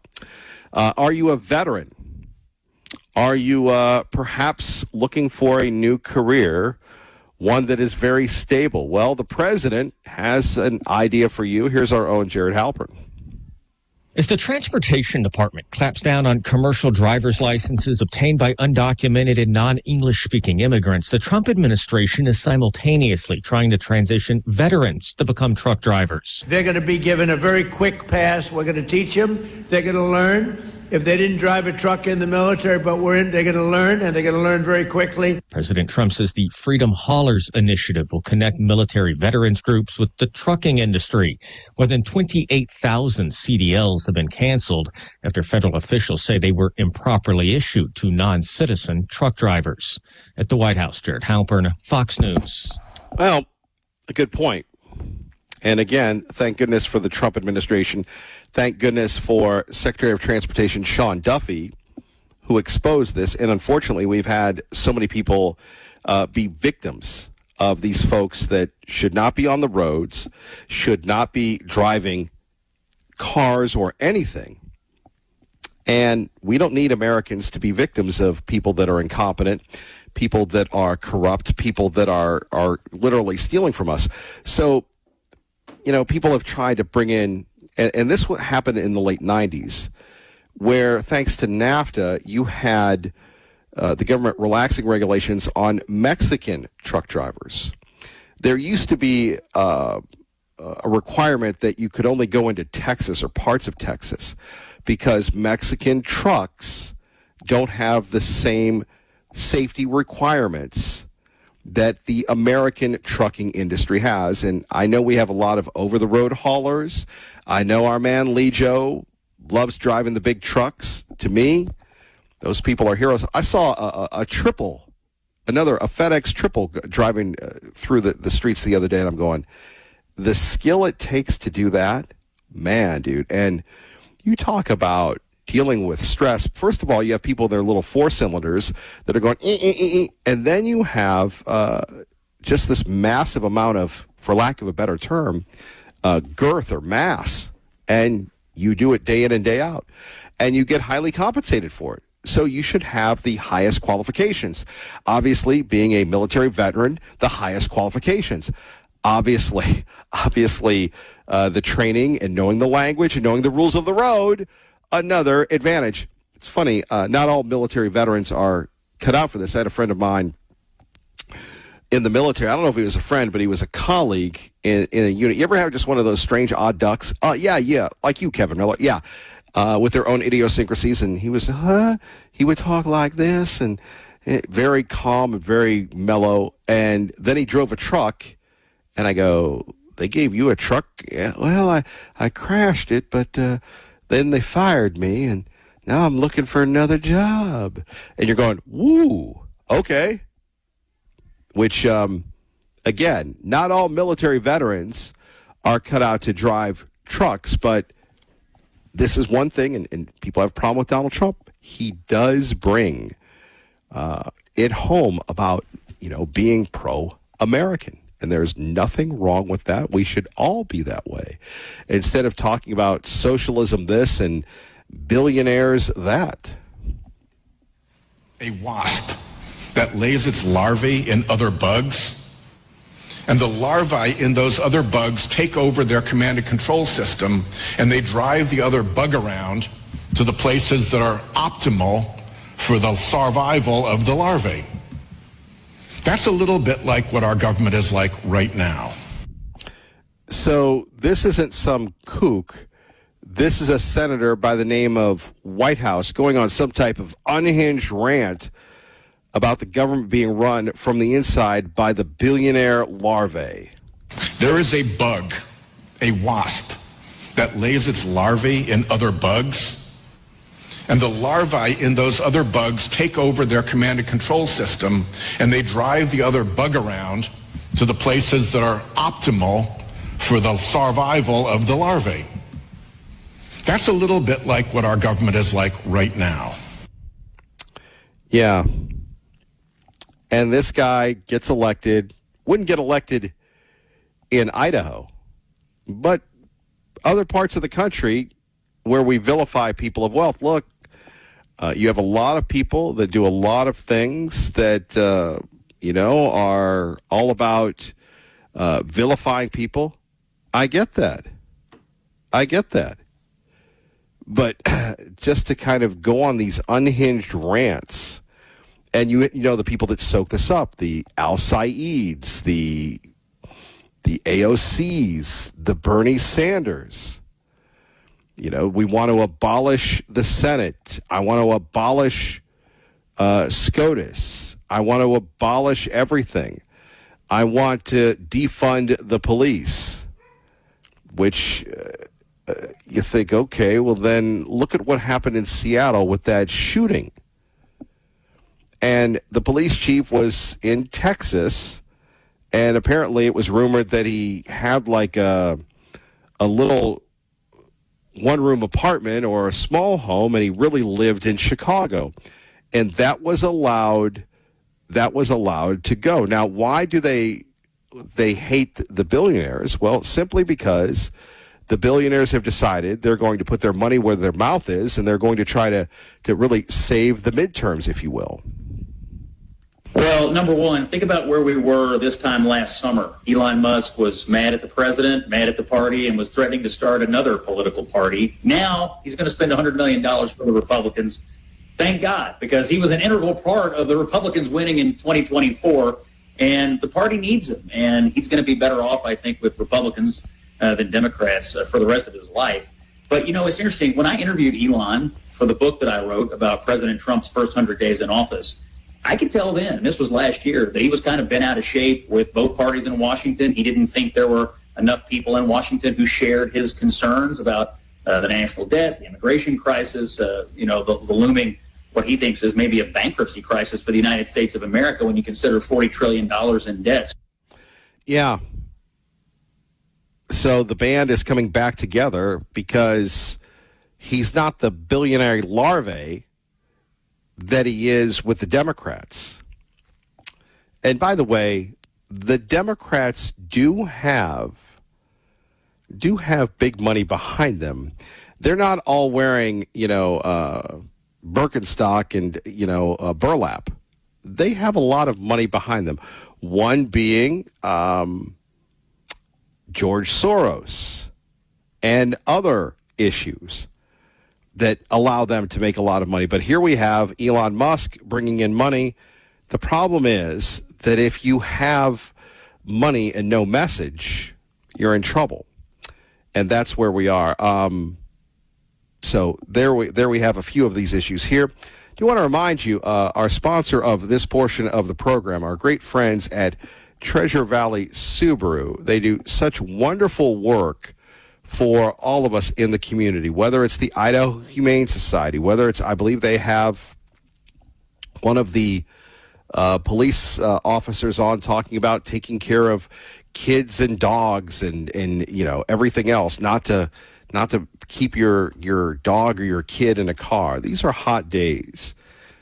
If you can't go anywhere without your kid, don't leave your kid in the car. Just stay home. Well, Kevin, I have to do this. Then it's not worth the risk, or your pet. I ran into the commander yesterday. Where was I? Once again, no, I wasn't at the Fred Meyer on Chinder. I was at the Albertsons. I had to run out, get some things late last night. There he is, the commander. He's got his beautiful wife, his little doggy. And then finally I go, and we're outside. And I go, you probably need to go back into the air conditioning. The little doggy looks like he's getting a little heat exhausted. And that's really what it comes down to. Just simple, basic, common sense. And that's what you get. And you get, again, people that want to serve you. That's why they're the best ever. And we're talking about our friends at Treasure Valley Subaru. At last week's Best of Boise Awards, Treasure Valley Subaru was once again voted Best New Car Dealership. That's not all. They also won Used Car Dealership and Best Auto Dealer Service Department. So whether you're shopping for a new Subaru, a quality-owned, pre-owned vehicle, or just need your current car serviced, Boise says Treasure Valley Subaru is the very best. And you know what? Those awards really matter to Rob and his team because they always believe that if you take care of you, that's the customer, us, the business will take care of itself. Now, that's a good reason. Here's a great reason to stop in this week. It's the last week of the month, and through Sunday, you can still get 0% financing up to 75 months on new Subarus, including the completely redesigned 2026 Outback. If you're shopping pre-owned instead, the Idaho Center Pre-Owned Superstore has a great selection of reliable cars priced under $25,000. And don't forget, Treasure Valley Trucks is where you'll find like-new trucks for half the price of brand-new trucks. Here we go. Repeat after me. Treasure Valley Subaru, the Idaho Center Pre-Owned Superstore, Treasure Valley Trucks, and the Treasure Valley Service Center. Brandon, Kevin, Juan, Ben, they all do such great work there. All together at the Idaho Center Auto Mall and online at treasurevalleysubaru.com. Please tell them Kevin Miller sent you. More coming up next. 580 KIDO. Good morning. Before we get to Brian, let's go to David DeHaas. Paid for by Living Waters Wellness Center. And here he is, Double D. Good morning. What's going on? Good morning, Kevin. Did you know that 54% of the people listening to this show today suffer from some sort of IBS, irritable bowel syndrome? 54%. That's an incredible number. And what's going on here? Eating food with glyphosate and atrazine is one of the culprits. Seed oils like canola and sunflower. There are lots of chemicals to addict you to the food and processed foods are also a problem. Natural flavors, what the heck is that? Add in the stress, emotional toil, creates havoc that is indescribable. You hurt. It cuts your life short as you live it. You're not as productive at work. Brain fog is real. You skip doing family things you would normally love to do. That's not living, that's just existing. Livingwaterscleanse.com We have been helping people with IBS for 18 years. Our 10-day cleanse has helped our clients reclaim their gut, doge that pain, and begin living that life again. Learn more at livingwaterscleanse.com or call 208-3789-911. Then listen Sunday on the Whole Body Detox Show at 9 a.m. on 580 KIDO. Each week, we bring you our new health information so you can live your best life. Nothing here is meant to diagnose, treat, or cure any disease. Seek out a qualified healthcare professional to see if cleansing is right for you. David DeHaas, man, a few words. We appreciate it. Got you off the pins and needles, Kevin. Just what the doctor prescribed. Bowels are a sensitive subject around here. Yeah. Well, thanks to God, you got a good cleanser around. That's what's important. Having a good cleanser on your Nobody side. likes it when. No one likes it when they're irritated. That's right. Exactly. we can probably go on for an hour. Yes.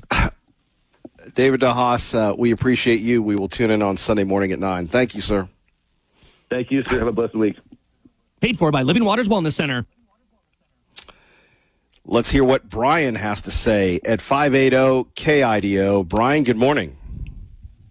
Morning, Kevin. Nothing like a good flush to make you feel better, right? Yes.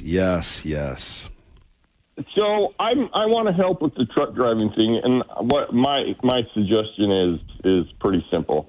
Let's restore America.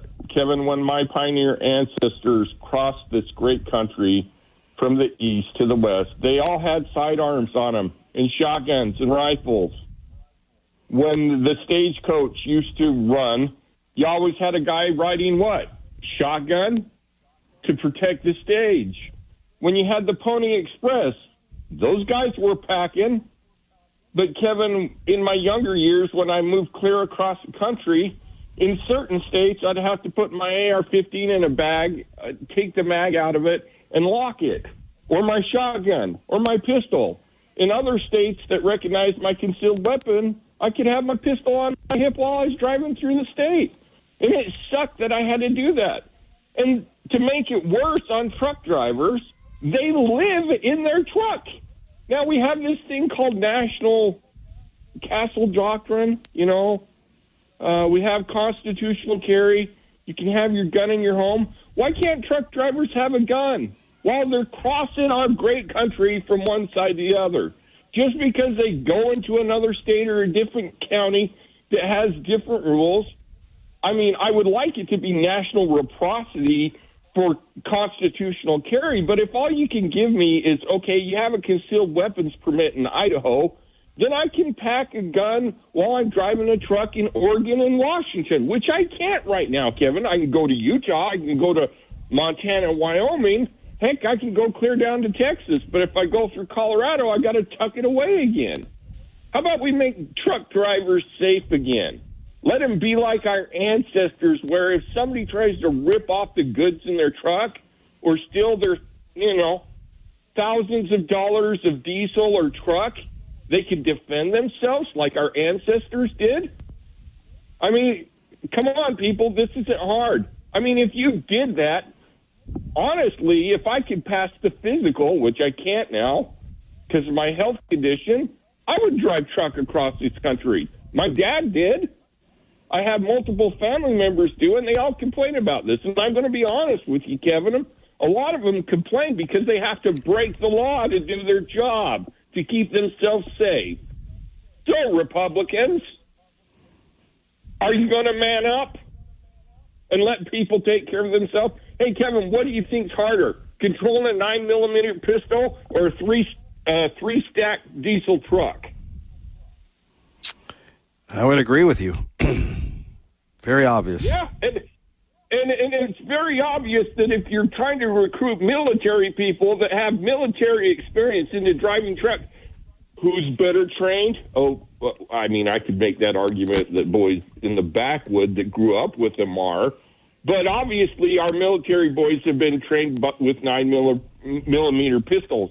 And who better to patrol the roads in their truck? It increases your safety level. So, make it national reciprocity for everybody, at least that has a concealed weapons permit, so we can guard ourselves and our goods and our families across the whole country, just like our ancestors did before you guys screwed it up. Any questions? No, I appreciate the call. Thank you, Brian. God bless you. Thank you, Kevin. Love you, man. Love you. Eric in Cuno with Kevin Miller at 580 KIDO. Hello, Eric. Hey, good morning. Yeah, I drove truck for a couple of years. I still have a Class A CDL with doubles and triples. And let me tell you, it's a hard job. It sounds like a lot of fun. Oh, yeah, I'm cruising down the road with the radio on. And then you're sitting in that truck for 12 hours. And then you realize that it's not as fun as it sounds. But I'll tell you, I commend truck drivers. Without we really need to make it good for truck drivers. And I agree with Brian. They should be able to carry a gun. But it's not an easy job, especially in the winter. Putting chains on, that is no fun. You put the chains on, you got an icy hill, you put the chains on, and you go about a quarter mile and they start slapping. And then you have to get out and retighten them again. It's no fun. But, I totally commend truck drivers. I still have my CDL. I guess if I really needed a job and wanted to go back into it, I could. But I'm happy with what I'm doing now. But the reason I called, I think Donald Trump really needs to do some dramatic things for the midterms and for the next presidential election in order for the conservatives to take everything, because I don't know. There's a lot of people, including myself, that voted for Donald Trump 3 times and are not exactly happy with this term. And I think the dramatic thing that would turn it around, if he really pushed through with his promise of eliminating income tax. Now, his idea was for people making under $250,000 a year. I think it should be for everyone, but I'm fine with that under $250,000 a year thing. They should eliminate income tax for that, and then anybody making over $250,000 a year, all the rates should be lowered. And that would turn it around for Republicans. But no, he's too busy with Iran and everything else. I'm not really sure how it's going to play out. And honestly, I think we need if he's not going to do something dramatic like that to change our economy really well, like eliminating income tax or something dramatic, I don't know how well somebody from the Trump administration is going to do running for president. I personally, if something dramatic doesn't go and the country doesn't turn around, we start seeing the arrest of all the political criminals, our economy gets better, all that kind of stuff. If none of that stuff happens, then we need somebody outside of the Trump sphere, like Ron DeSantis. I like Ron DeSantis. I think what he's done with Florida is amazing. And I think if Ron DeSantis became president and kind of took the kind of stuff he did with Florida to the whole country, it would be running really good. So, and he's eliminating property tax. Property tax, that's another one Donald Trump could do. Eliminate property tax. Think about property tax. You already pay sales tax when you buy a house. So we all have to rent our house from the state every year. Property taxes should be eliminated. And a way to do that. And hold on, I'm not disagreeing with you, but where do you get the money how do you offshoot that revenue that's lost there? I was just going to say tariffs. Okay. And I know that they're going against the tariffs, but I think that's one thing Donald Trump did that, a lot of things he's done I really like, but I think getting the tariffs back going at some kind of rate to make up for that revenue would be great. And he could do it. Providing, unfortunately, we have lunatic Democrats frothing at the mouth, crazy socialists, and all these idiot generation of people that don't really understand how great they got it, that's holding it back. These lunatic people that are constantly causing division, and they're in Congress, they're all over the place. And It doesn't even matter what we do, what goes on. They are frothing at the mouth crazy. But maybe some of those people, if they didn't have to pay income tax, would have a change of heart. You know what I mean? So. Well, Eric, it sounds like you should run for office. Yeah. No, I'm not part of that network. I mean, how could I run for office? I don't know. I'd have to get a lot of, what do? You got to start at the city council and move up. I don't know. I guess. Not really for me. I didn't really start paying attention to politics hardcore until Obama was president. When I started listening to Kevin Miller. Thank you for that compliment, sir. Politics somewhat. Yeah, that's a good compliment, Kevin, because you've really helped change my perspective on a lot of things. So, I mean, I appreciate that, brother. Yeah, no, I appreciate you. Thank you. Kevin, what you do for this valley, just having your open forum and everything else you do for the mission and everything. I mean, you are an awesome guy for this community. I mean, you are a great spokesperson. You stand up for the right causes, and you let people talk when they call. I don't listen to the other station. Every once in a while, I used to flip over to it to see what they were babbling about. I don't even do that anymore. I like all the shows you have on 580, like every one of them, all through the night and everything. The lineup that you got on 580 is amazing. So, well, Eric, you're amazing, and we'll work hard to live up to that praise. God bless you, sir. Hey, God bless you, brother. You have a great weekend. You just made it. Thank you. 580 KIDO. Let's get you to work safely and on time. KIDO. News out of Washington is the Attorney General will not be confirmed. The president saying he's going to pull the nominee and wait till next year. Do you think it's risky to wait for January to try and get Blanche there as a permanent AG? Do I think what? Do you think it's risky to wait until January for the 120th Congress? Well, duh. Yeah. Yeah, this place could be very different. Joining me tonight are two deeply sourced White House. Yeah, we're not going to join you tonight. We're not deeply sourced. We're not the White House.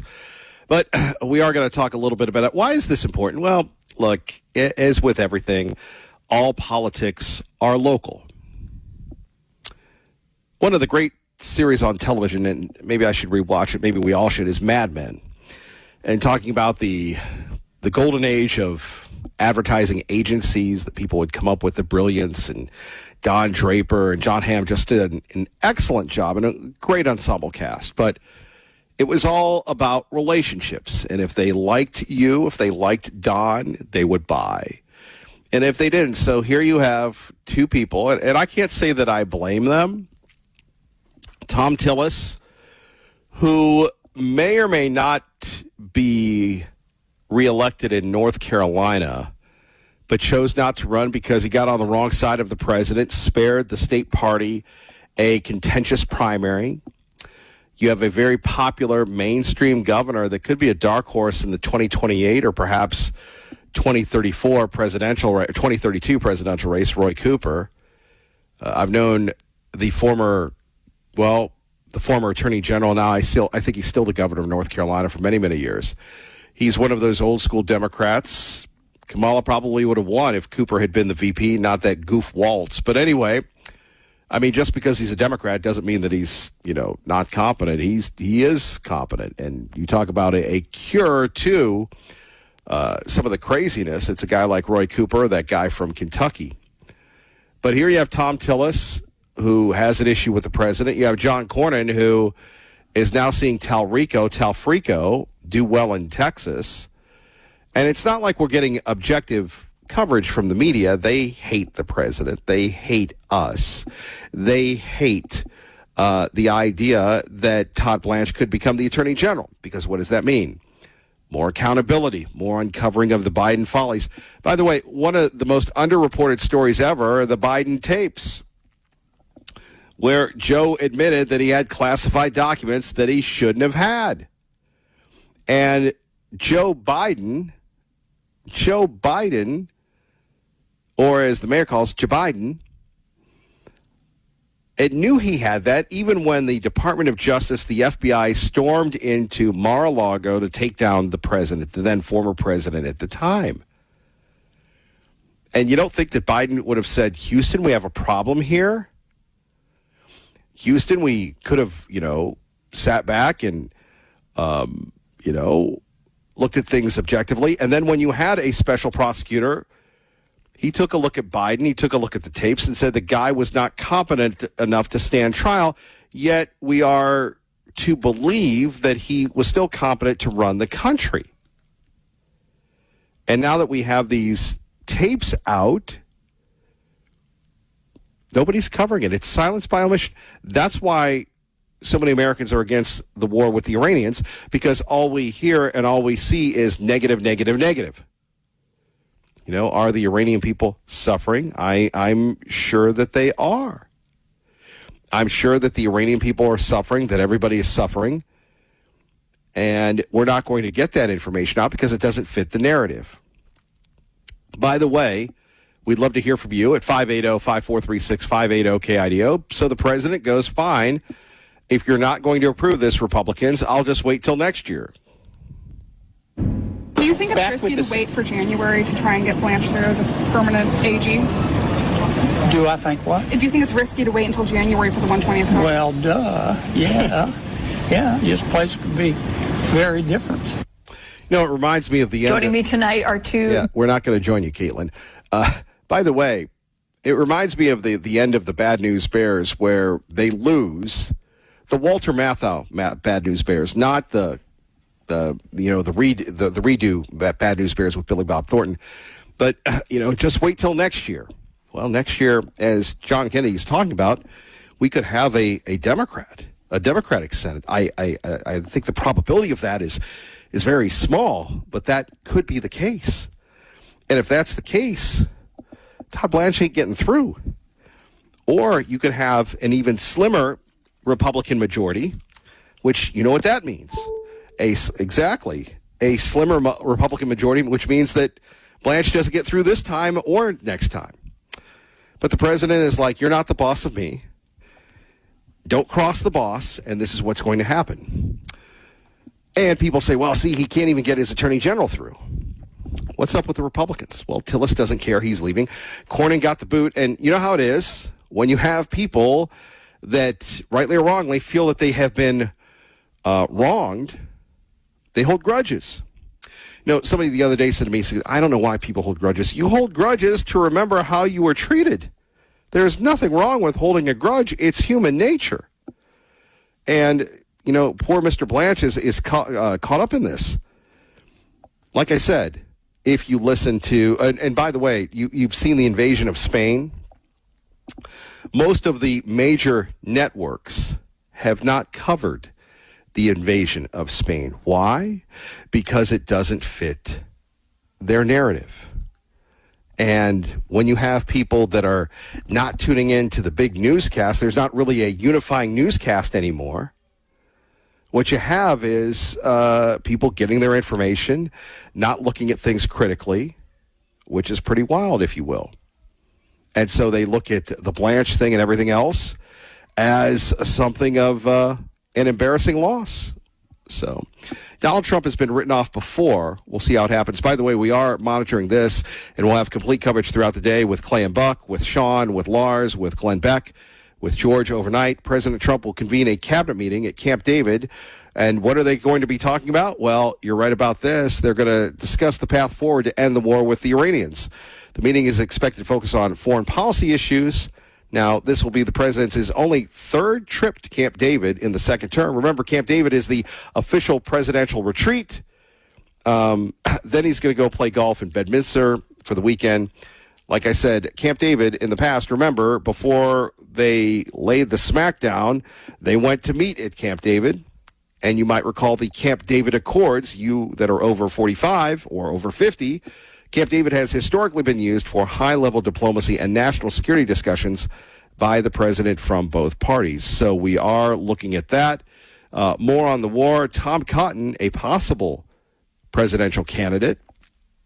And I want to thank Eric from CUNA for really broadening the field, if you will.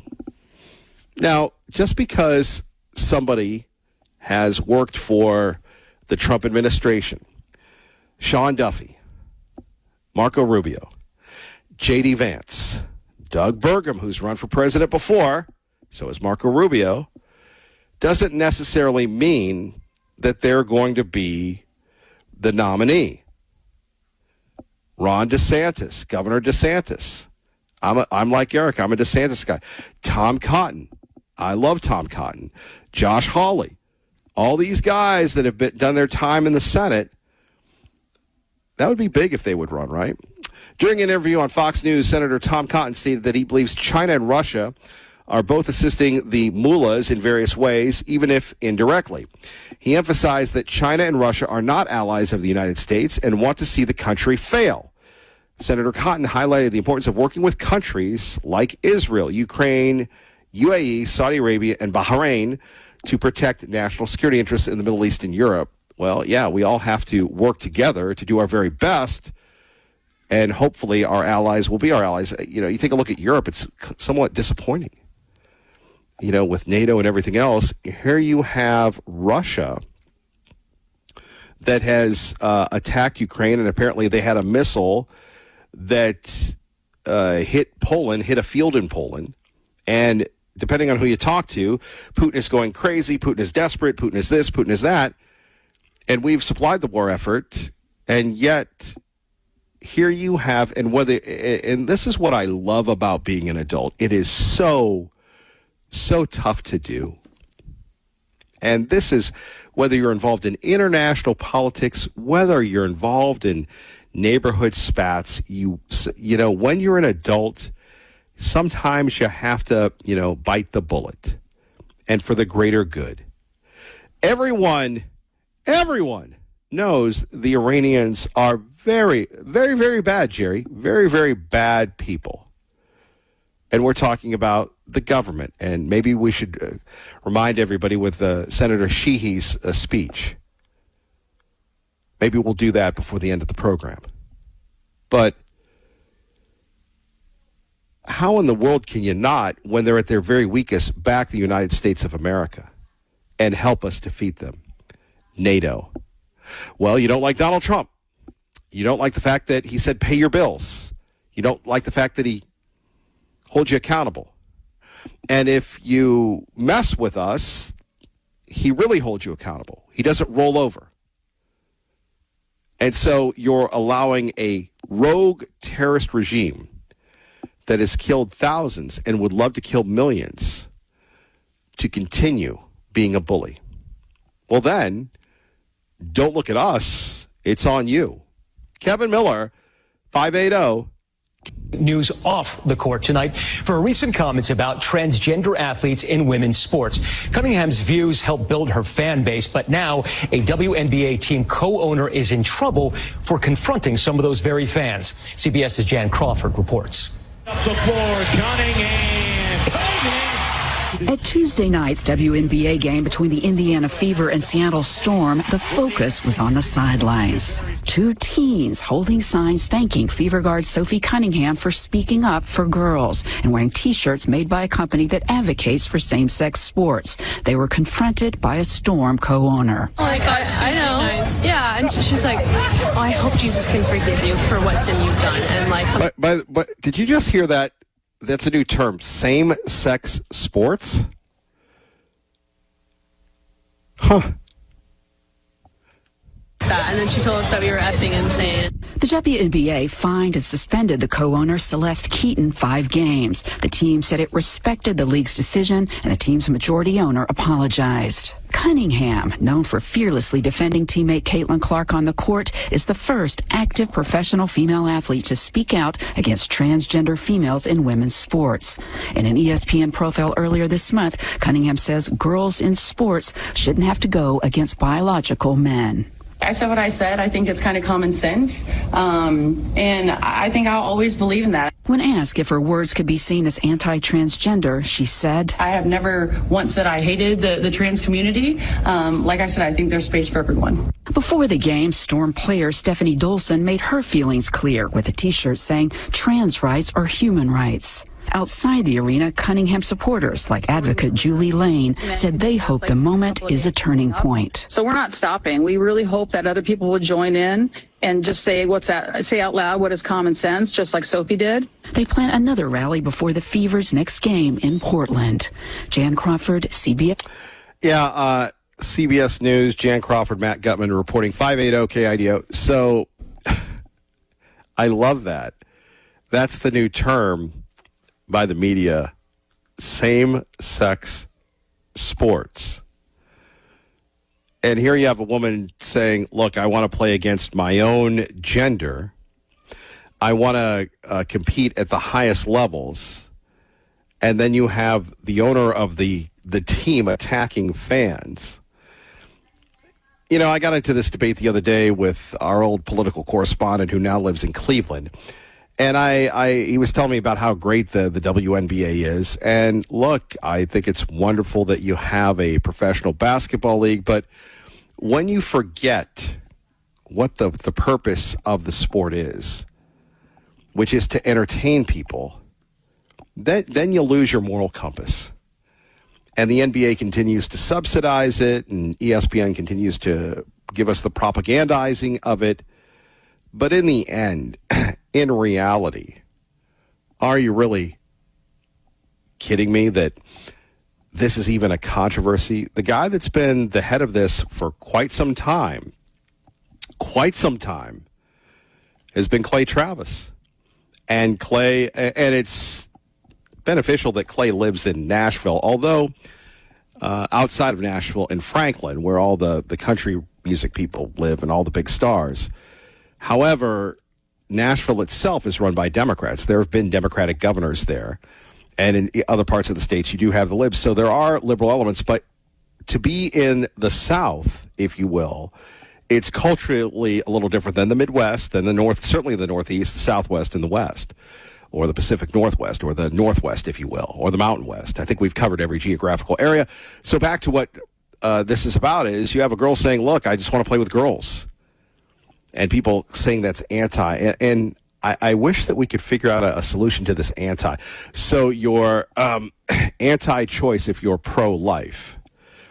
And this is what they, anti-trans, anti-this. No, we just want the vision of Title IX to be exactly where Title IX should be, which is to create an equal playing field for girls to compete against girls. And then if you speak out against that, you are vilified. Look at the state of Idaho. The state of Idaho, and I know there are a lot of people, well, Brad Little's bad Brad Little. He signed the law that was the first one in the country protecting the little girls. You've got an attorney general who continues to defend the laws all the way up to the Supreme Court. You have a legislature that backs this. And how does that work? What is the common thread here of great organizations? You have to have leadership. Kurt Signetti, he just won the national title, was speaking before the media, a football coach, talking about you can't win if you don't have support from the top. So the state of Idaho, that has had an incredible run with business, decided that they were going to pass this law to protect little girls. And not so little girls. So what happened? You had people condemning Idaho, condemning the state. The NCAA pulled the men's and women's tournament from Extra Mile Arena. And people thought that this might be the end of collegiate athletics in Idaho because that this happened. Now, other states have passed it. You've had people saying that this is constitutional, which is huge. Remember, we're not as highfalutin or have as many people as these other states. So we have to produce more per person. And when you're talking about defending women's sports, that's exactly. Now, it's not portrayed that way, but that's the case. So whether it's the NCAA or anybody else, they owe the state an apology. And they owe the state a chance to come back and do businesses here. Because if you're going to facilitate things for just a small minority and the rest of the folks suffer, well, that's not right, is it? And we talk about everything right now. Kevin Miller, thank you. Treasure Valley Subaru sponsoring this portion of the program. 580 KIDO. Getting ready for a big cabinet meeting. I'm surprised we got you. I know when the president speaks, you're always there, sir, so thank you.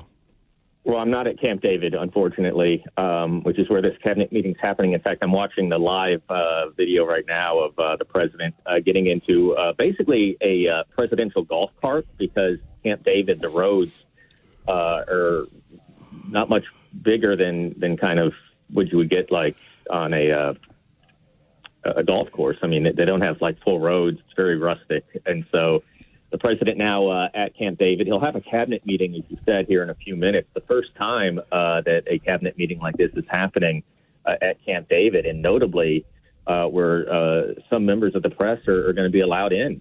Camp David is a pretty highly secured area. I've been there once. President Biden had a news conference there, and even then the press was pretty contained in where we were allowed to be and not allowed to be. And it'll be the same case today, but it's always kind of a treat, very unique experience for members of the press to go up and spend some time at Camp David.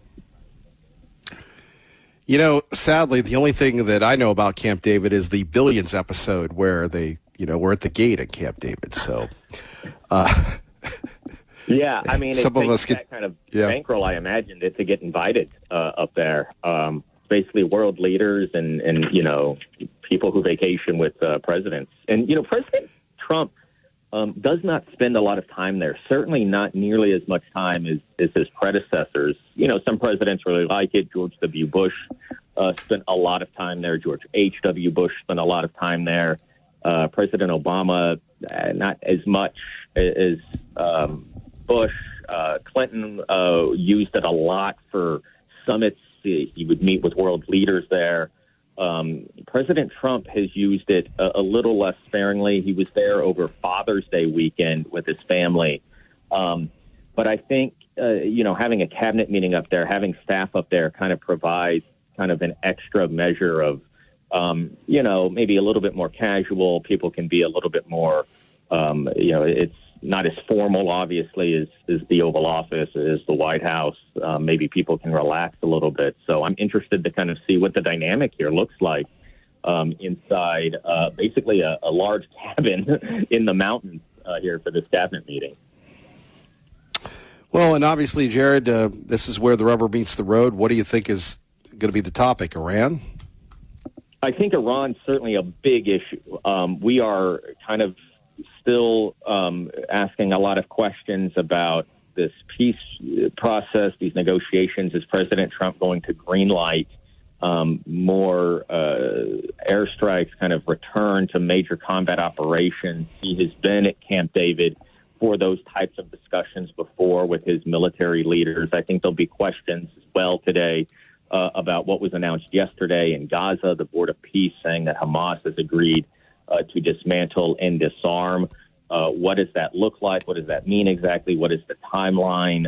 Speaking to some Israeli officials, some Trump administration officials, there is still an awful lot of skepticism that Hamas is actually going to follow through and commit to what they are promising to do.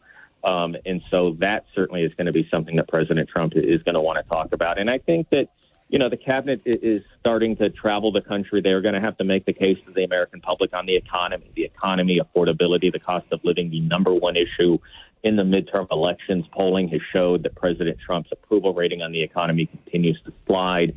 We saw that Fox News poll yesterday out of Texas that shows the Democrat, Tallarico, winning by 3 points in a state that President Trump won by double digits 2 years ago.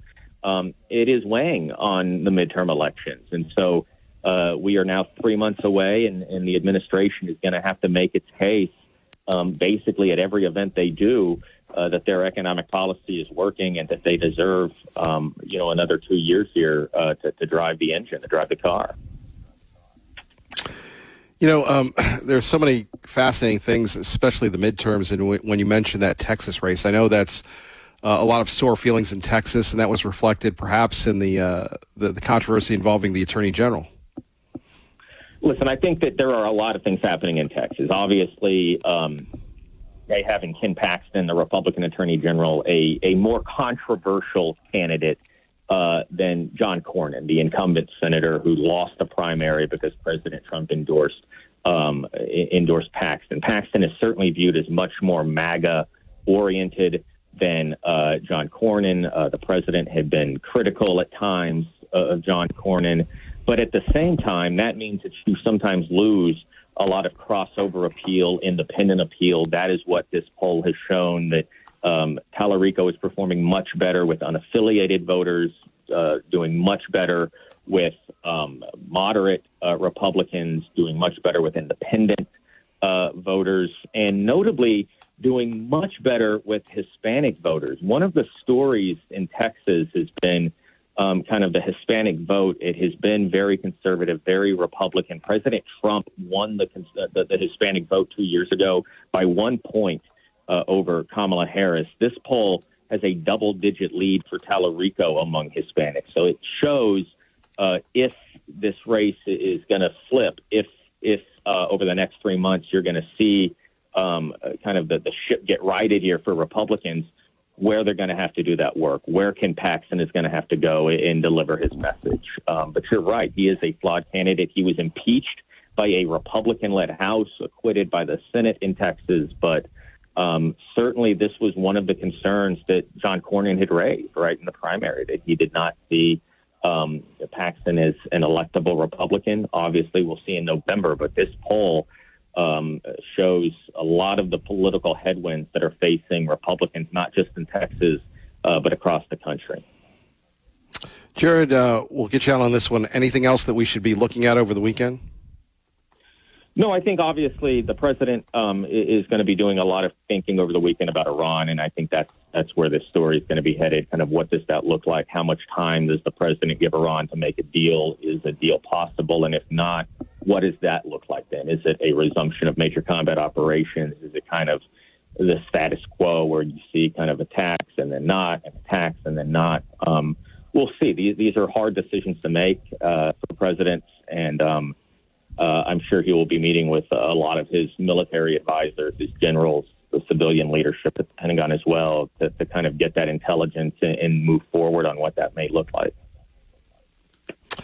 Jared, we appreciate you, and we wish you were at Camp David. I do too. Thank you. Jared Halpern reporting, 580 KIDO, Kevin Miller in the morning. Let's get some calls rolling concerning the Iranian situation, the Israeli situation, and, of course, every situation. Kevin Miller, 580 KIDO. He makes himself available between now and Clay and Buck. We will roll on this. Other news of the day when we're thinking of just this crisis in Spain and how it really breaks down to what's going on here in America. Our old friend Curtis Houck had this to say when we're thinking of the border crisis in Spain, and you don't think that it's going to come here?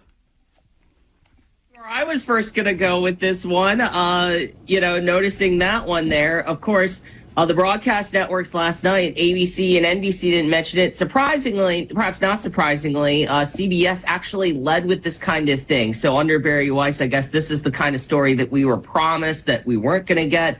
I'm glad we're covering it here on Newsmax. It was one of these things, Alex, where you first see it and you think, is this like AI? Right. Like, is this real? Is this old video from the southern border that people sometimes tweet slop of to kind of just drive engagement? No, this is new and real. Spain is a huge disaster on its hands, but Alex, the most important thing is it's entirely self-made. Mm-hmm. It was conscious choice by the far-left government in Spain. So we'll see how much the broadcast networks try to rush to his defense. And there we have it, our old friend Curtis Houck, if you will, from Newsbusters. Phone numbers here, 580-5436, 580-KIDO. I sit here and think about this and think to myself, what about America?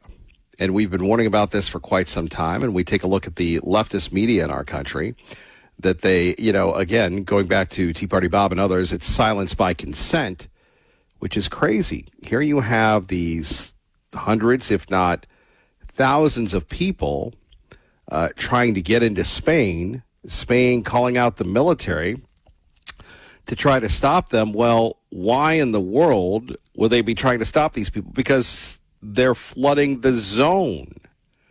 They're just going on and on and on about trying to get in and get theirs, as we've seen in this country, where you have people that are coming in and working and, everybody has a right to America. No, not everybody has a right to be here in America. If you're not an American, then you shouldn't be here unless you have the respect and the intestinal fortitude to do things the right way.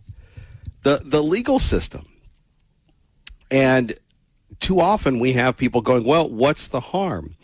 Well, we see the harm in Spain, where you have the flood of these folks coming in, which is crazy.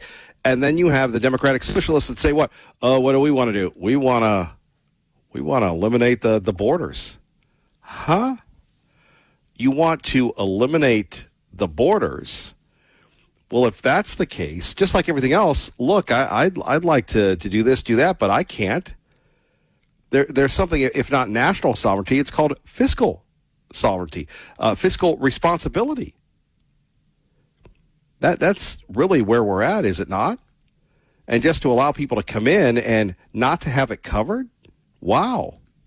I don't think so, Alex. That's where I was first going to go with this one. Noticing that one there. Of course, the broadcast networks last night, ABC and NBC didn't mention it. Surprisingly, perhaps not surprisingly, CBS actually led with this kind of thing. So under Barry Weiss, I guess this is the kind of story that we were promised that we weren't going to get. I'm glad we're covering it here on Newsmax. It was one of these things, Alex, where you first see it and you think, is this like AI? Right. Like, is this real? Is this old video from the southern border that people sometimes tweet slop of to kind of just drive engagement? No, this is new and real.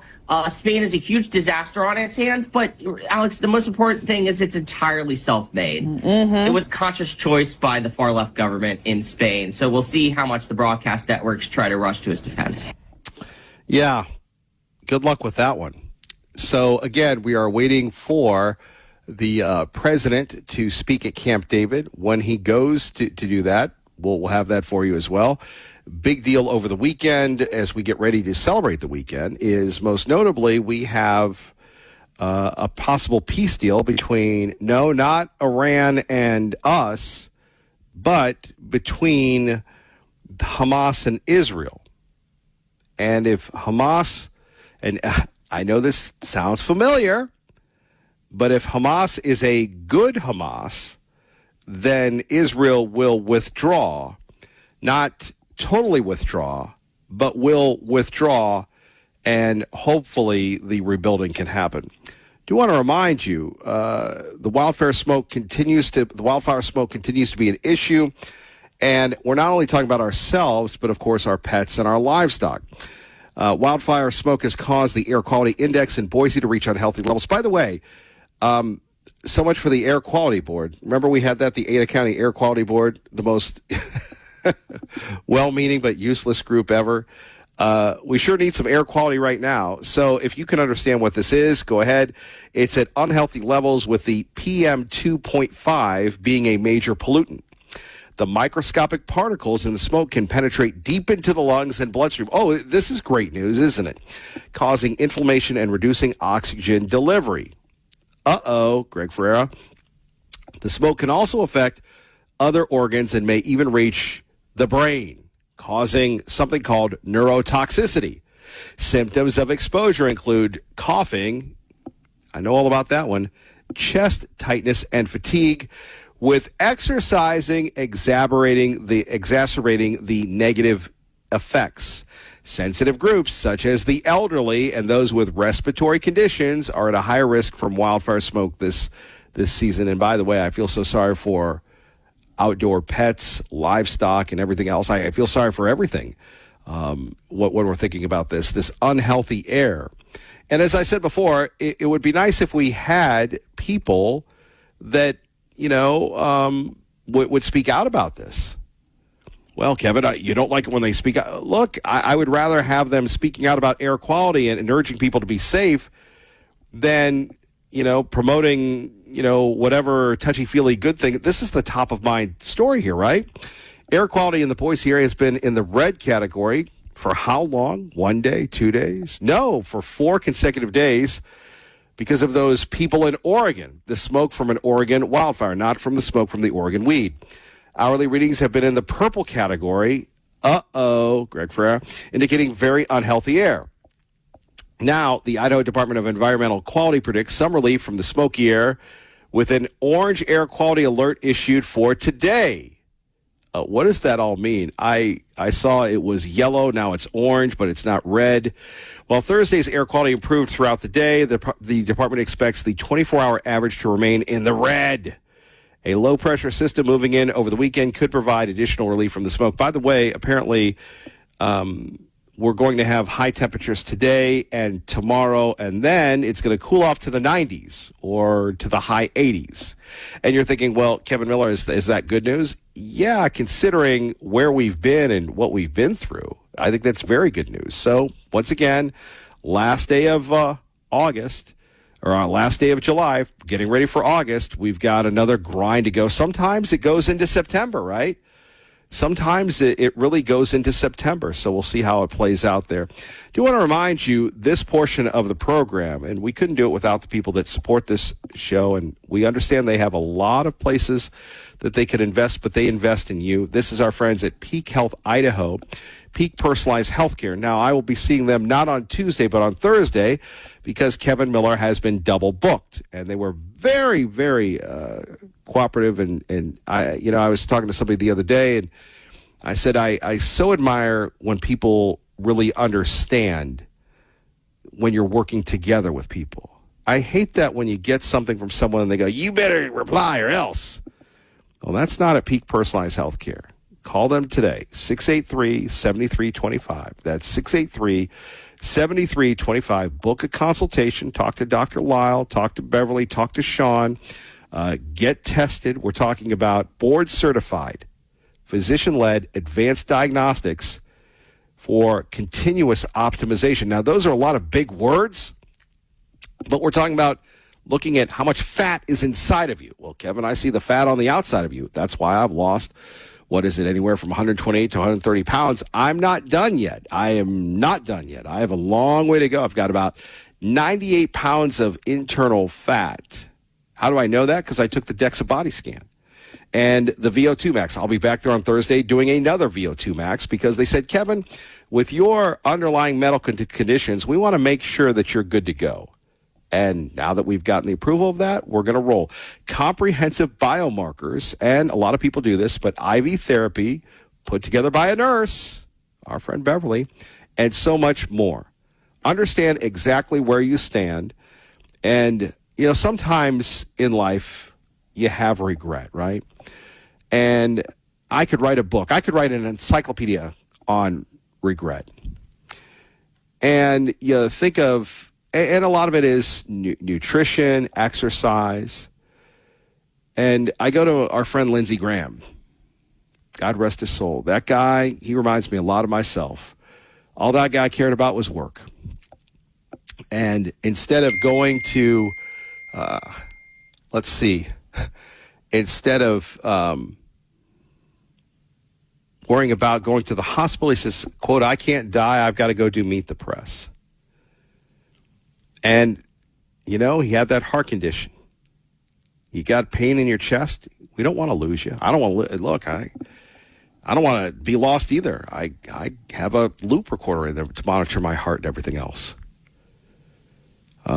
And if you've made some mistakes or you just have bad genetics and you want to invest in yourself so you're around with longevity, give our friends a call at Peak Personalized Healthcare, 683-7325.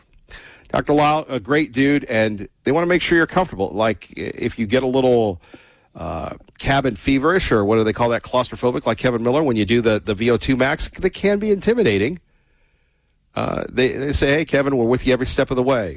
Sean just encourages us very much so. If you want to take a look at not lifting weights to get the muscles, but to help your heart and your lungs, they can show you workouts and monitor you and take care of you. Genetic testing, the Boston Cholesterol Balance and Fatty Acid Balance. a coronary calcium score. I've had those. Eek. Advanced lipid particles. All that and more. Check out our friends, 683-7325. Please tell them you heard it from Kevin Miller. So we can't do anything about the smoke, but we can do stuff about your health. That's really what it comes down to. Invest in you, right? Let's go to Cindy in Eagle with Kevin Miller at 580 KIDO. Hello, Cindy. Hi, Kevin. Long time no talk. Shoot. I know. Yeah. Where you been? I know. Well, I caught that stuff. I never get sick, and I always brag about that, but I caught that horrible cough, whatever it was, and 3 weeks, and now it's just starting to get better, and the fires hit. So I am still fighting it off. I'll tell you, it's bad stuff. I wasn't that sick. I just couldn't talk. So, that's horrible. I couldn't call you. Well, we don't like that at all. We don't really like that at all. Well, I appreciate that. Hey, I just wanted to say a couple of things. I did call the governor's office yesterday and left a message. I make it very polite, but I asked him to reinstate Dr. Cole's license. He was thrown out of the state of Idaho because he wouldn't go along with King Fauci. And then, the Democrats are always talking about no King's Day. Well, isn't that exactly what we had with Fauci? I mean, he was whatever Fauci said, we had to bow down and do it, or you were either arrested or thrown out or humiliated or lost your job or whatever. And I experienced a lot of that stuff. And so anyway, it just slays me. They're double standard all the time.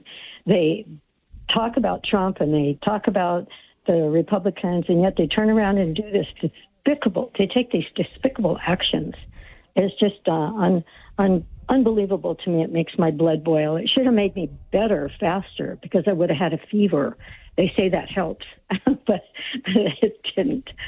And just one comment on that I heard earlier about Trump abolishing property tax. That, as I understand it, that's a state issue. And one thing that Trump does all the time, and he's criticized for it because people don't understand, he won't rule on something or make suggestions on something. He's not a king. But he hands it back to the states. And that's the way our Constitution was devised. So I don't understand the criticism of him all the time when he hands things back to the states. And if you don't like something, then move to a state where you do like the way they do things. But well, what do you make of? Well, tell me, what do you make of this state, though? How it's run? This state is a conundrum. We have supposedly conservatives everywhere, and in government positions, but we have a dismal Democratic mayor who goes against everything we try to do. But then our conservatives turn around and allow. It's not that they don't do anything. They don't do the important things. I had a friend of mine who's independent. She's mainly Democratic, but she's independent, and we talk. And she said, Congress comes in Idaho, and they pass things that affect maybe 7 people. A perfect example, and I know this is going to sound terrible, the perfect example was when they extended the barriers for sex offenders around schools. They spent quite a bit of time. The barrier was supposed to be, 100 feet, and then they extended it to 150 feet. Well, really, truly, what good did that do? And we already had a rule, or they'll, they'll attack something and spend a lot of time on one issue and ignore the issues that affect everybody, like the grocery tax. They just don't get around to the big stuff. And that's the problem with Idaho. I love Idaho. I think we're better than 98% of the other states. But, we have a new puppy, and he just came bounding in. I hope he doesn't trip me. Anyway, that's my feeling about Idaho. It's conundrum. A paradox is a better word. Well, and then we have, we don't have, we've got taxes going up and everything else. Yeah. But, nobody, except with the people that call into this program, nobody seems to have a problem with it. Well, think a lot of people do. They just, maybe you don't always hear it. Well, nobody fights back, it seems. You know, that's true, and I'm guilty of that. If I really wanted to fight back, I would get on some of these committees. I have my reasons for not getting involved anymore, but you're right. We don't have the follow-up. We had a petition going around recently for a very good cause, but a lot of people, I would talk to them later, they say, oh, yeah, I was going to sign that, but I didn't have time. And people are extremely busy. Most moms work. It's usually, mom and dad working, and everything takes up a lot of time, and I understand that. But we don't have people that really get involved, and sometimes the ones that do, they aren't particularly good at it. Cindy, great to have you back. As always, we appreciate you. So much. Wish me luck. Hey, congrats on the weight loss. That's incredible. So take care of yourself. Thank you. I'm trying to practice what I preach. Oh, you do, I'm sure. Okay, I'll talk to you again. All right, Cindy. Have fun with the puppy. All right, more coming up.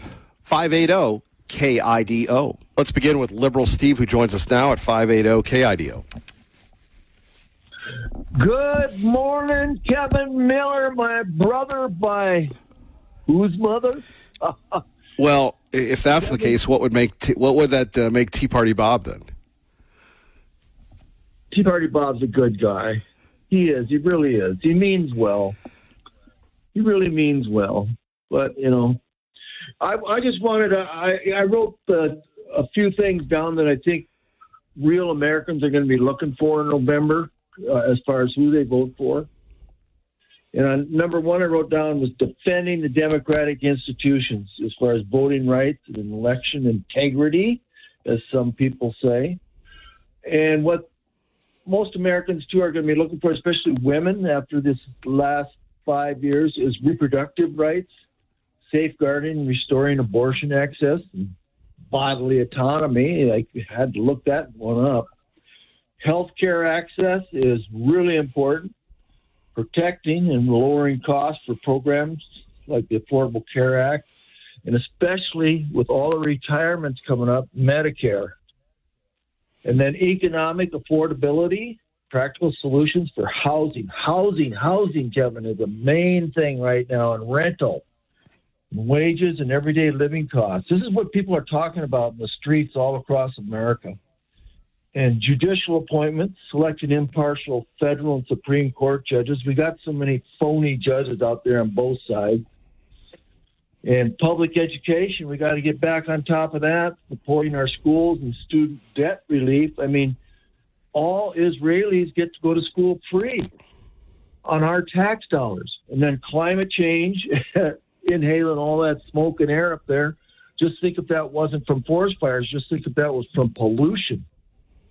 And then social equality, Kevin, how important that is, especially with guys like you and me, defending our civil rights, our LGBTQ protections, and racial equity. Just teasing. And then party reform, candidates who acknowledge the need for structural change and responsiveness within the Democratic Party itself.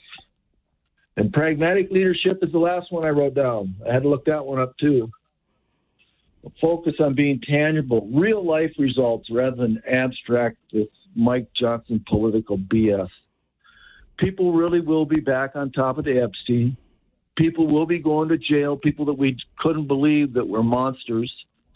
And that's what I think is going to be looking for in November.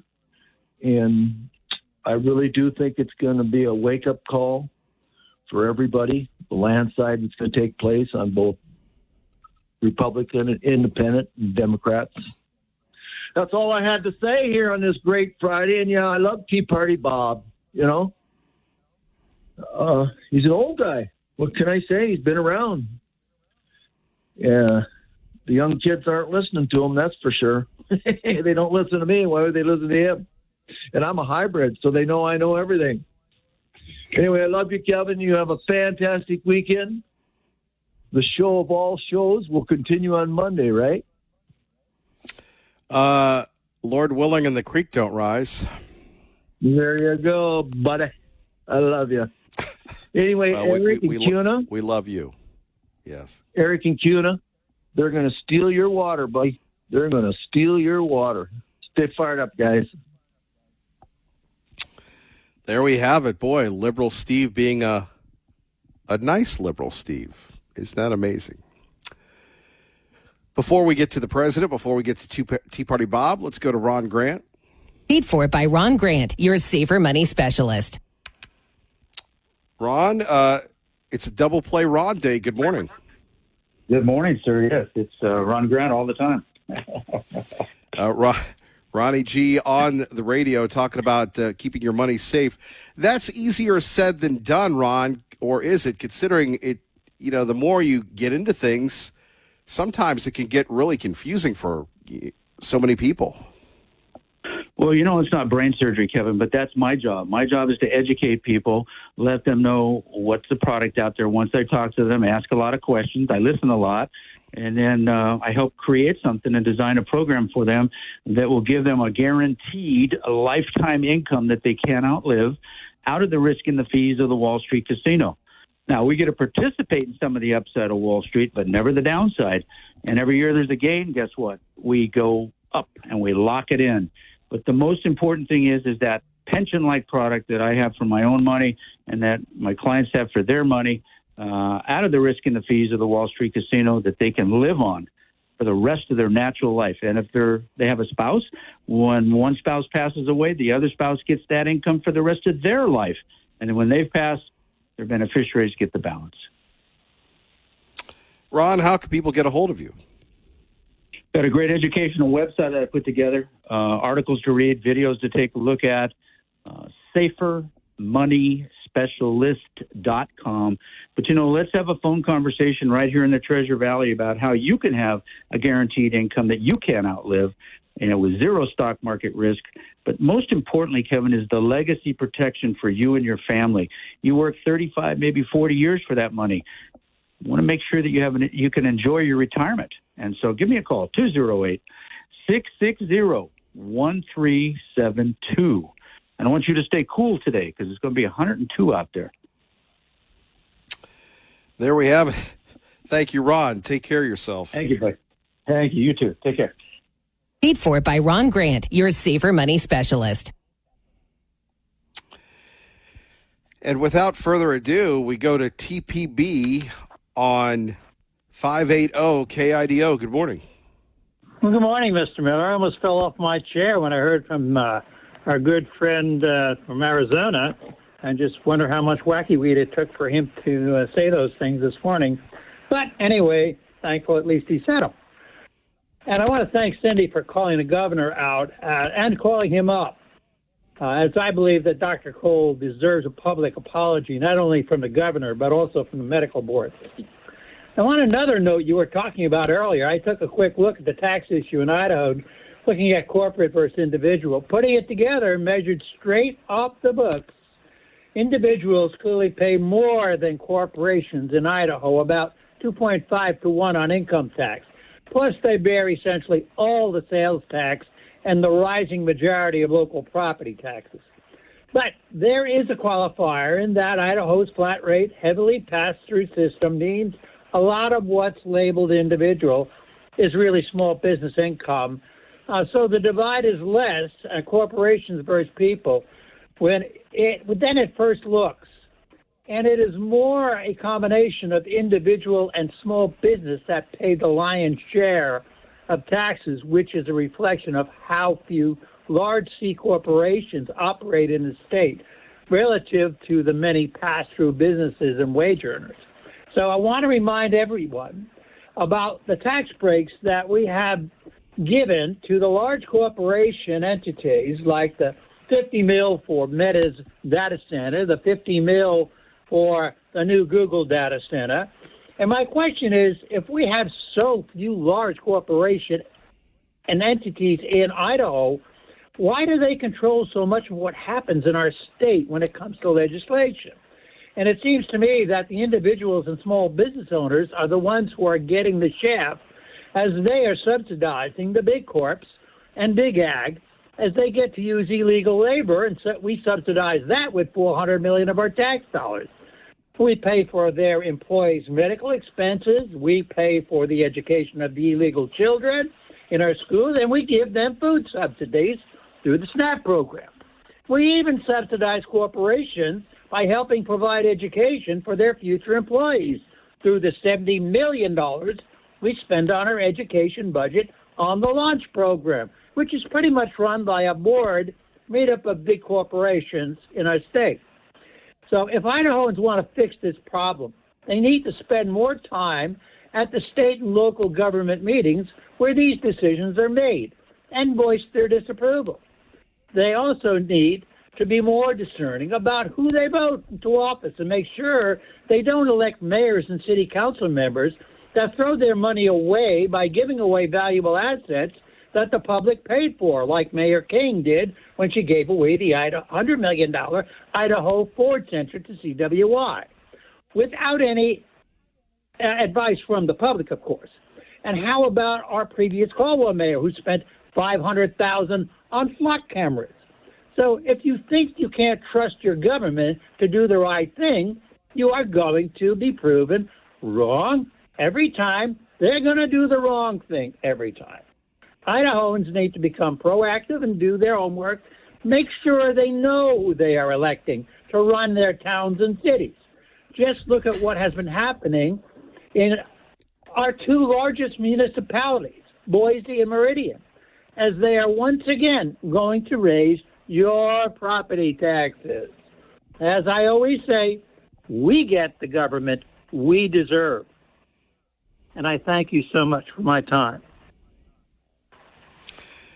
Thank you, Tea Party Bob. God bless. Take care, my friend. Let's go to Patriot Ray, who joins us now at 580 KIDO. Patriot Ray, thank you for your patience. Oh, it's no problem. Thanks, Kevin. No, it's rarely that I get to come in this late of the day. But things keep going. Hey, you know, to answer Liberal Steve's deal about pollution and stuff, is this not pollution that we're getting now? And back in the 80s, when I first moved here, I used to see logging trucks come out of the hills. It was a beautiful thing to witness, to see these trucks come out. We were harvesting our timber instead of burning it. And then the government started taking over the federal lands and saying, okay, you can't harvest anymore because of some owl, which has been proven to be wrong. The owls are flourishing anyway. So God bless, Kevin. It looks like I got a call coming in. Sorry. You have a great day and just stay out of trouble and stay fired up. God bless. God bless. Really appreciate Patriot Ray. Dude, I love his voice. We'll be airing his song about the show coming up very soon. Kevin Miller, 580 KIDO. Go in on this cabinet meeting at Camp David. Run out of money. So we've seen moms and babies unable to access the health care that they need because the fraudsters have gotten rich. That is a disgrace. And until the president ordered us to stop it, no one was doing anything about it. So we've made a lot of progress, Mr. President, in just under a year. But we're going to keep on working at it because we believe the American people deserve to have their money spent as you and the Congress have directed it. There's big numbers you're finding, tremendous numbers. They look like Elliot Ness. Does anybody know who Elliot Ness is? They look like that group of people you have lined up behind you. They're doing a great job. Yes, sir. Billions, think of not millions, billions of dollars is being recovered, billions. And you haven't seen anything yet. We have things happening that people aren't going to believe. The level of corruption and fraud that took place under the Biden administration was unprecedented. And Minnesota, California, Maine, believe it or not. You know, you think of Maine as this wonderful place. Yep. Yeah, you think of Maine as this wonderful place, and this is the vice president. All over. So, and the president going toe-to-toe on this, and this has been going on for 30, 40 years. When you're thinking of just the fraud. Great job. Thank you very much. Thank you, sir. Okay, please. Oh, my turn. Well, first of all, thank you for bringing us out here. I got the chance to drive for the first time in a year and a half, which is the golf cart. It was fun. It was great. And so just a couple points that we all know. We've followed in the news, obviously, the events in the Middle East, and others here can talk about that. Not that they're not important, but there's some other issues happening around the world, Mr. President, that you've shown great leadership in that have not gotten nearly as much attention. I think they deserve to mention today. The first is the International Criminal Court is an illegitimate international organization that, frankly, illegitimate. They make themselves illegitimate because they claim that even if you're not a member of that court, they can come after you. And what that literally means in the future is that American servicemen, political leaders, and others could find themselves under indictment by this International Criminal Court. And if you want to know a little bit about it, Jack Smith used to work there. These are the people that think they can go out and basically indict any world leader and haul them into The Hague. So we tried to get them to reform and listen to us. They wouldn't do it. They're very arrogant. We've now begun an effort to really try to bring that court to heel. By the way, there's no information that they're after me. It could happen. But just so you know, because she's talking about it, I'm saying that means that maybe he's not trying to defend me. He is trying to defend Bibi and various other people. But there are many people that shouldn't be looked at that way. But there is no indication that I'm one of them at this moment. Well, and I actually think the people who are in biggest danger in our system are servicemen, people in uniform. That they'll try to go out for the rest of their lives, will not be able to travel anywhere in the world with their families because they could be arrested on one of these. Imagine, you're a soldier, you fought in a war, and 20 years later they try to come grab you. So this is a big problem. So we've had dozens of countries already join us in this effort. Since we started 2 weeks ago, 5 countries have already quit the ICC and notified them that they're leaving, and we think there'll be more. The second thing is we had an unprecedented ministerial. 60 countries came to Washington, and we're a part of an effort where we were shedding light on far-left terrorism and violence. You know, the bomb goes off somewhere and it's tied to some right-wing group or what I don't consider neo-Nazis right-wing, I consider them Nazis, right? But you're going to get a lot of attention on that. But if it's a leftist group, an Antifa group, that gets no coverage, or they ignore the ideological spin and the ideological reason behind it. So we got 60 countries came up here and hopefully creating a strong coalition to go after far-left violent terrorism. And go after it and call it by name, and I think we're building a very strong coalition there. We've had some successes in the Middle East, Mr. President. As you know, in the diplomatic front, the deal with Lebanon and Israel is unprecedented. President Ayoun was here a week ago. I think that was the first visit by a Lebanese president in over 30-some-odd years. In fact, this is the first time the Israelis and the Lebanese government have spoken at the official level in close to 30 years. And that was thanks to your leadership. A lot of work to be done to keep that peace and build on it, but it's a real achievable. And of course, as you announced last night, Mr. President, this disarmament deal that you brought about with Steve and Jared's work on Hamas is another big step as well. It's something a lot of people thought would never happen. It needs to happen, but the fact they've even agreed to it is a real achievable. Last point is on the Western Hemisphere. For the first time in 15, 20 years, the overwhelming majority of the countries in the Western Hemisphere are now led by pro-American leaders and pro-American governments. It's an extraordinary achievement. All of it happening through virtually every election that's happened in the Western Hemisphere since you were elected president has elected someone who is pro-American. And I think this is an incredible situation.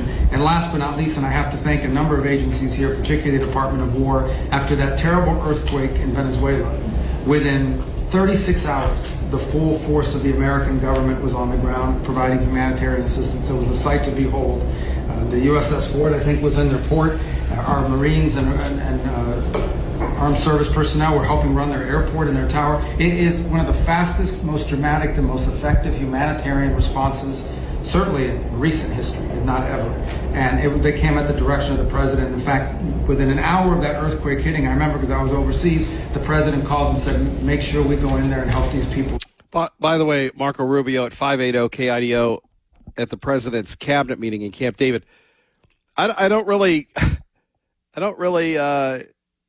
hear the media covering this story about how we saved the folks in Venezuela, do we? Oh, that's no big deal, but America bad, libs good.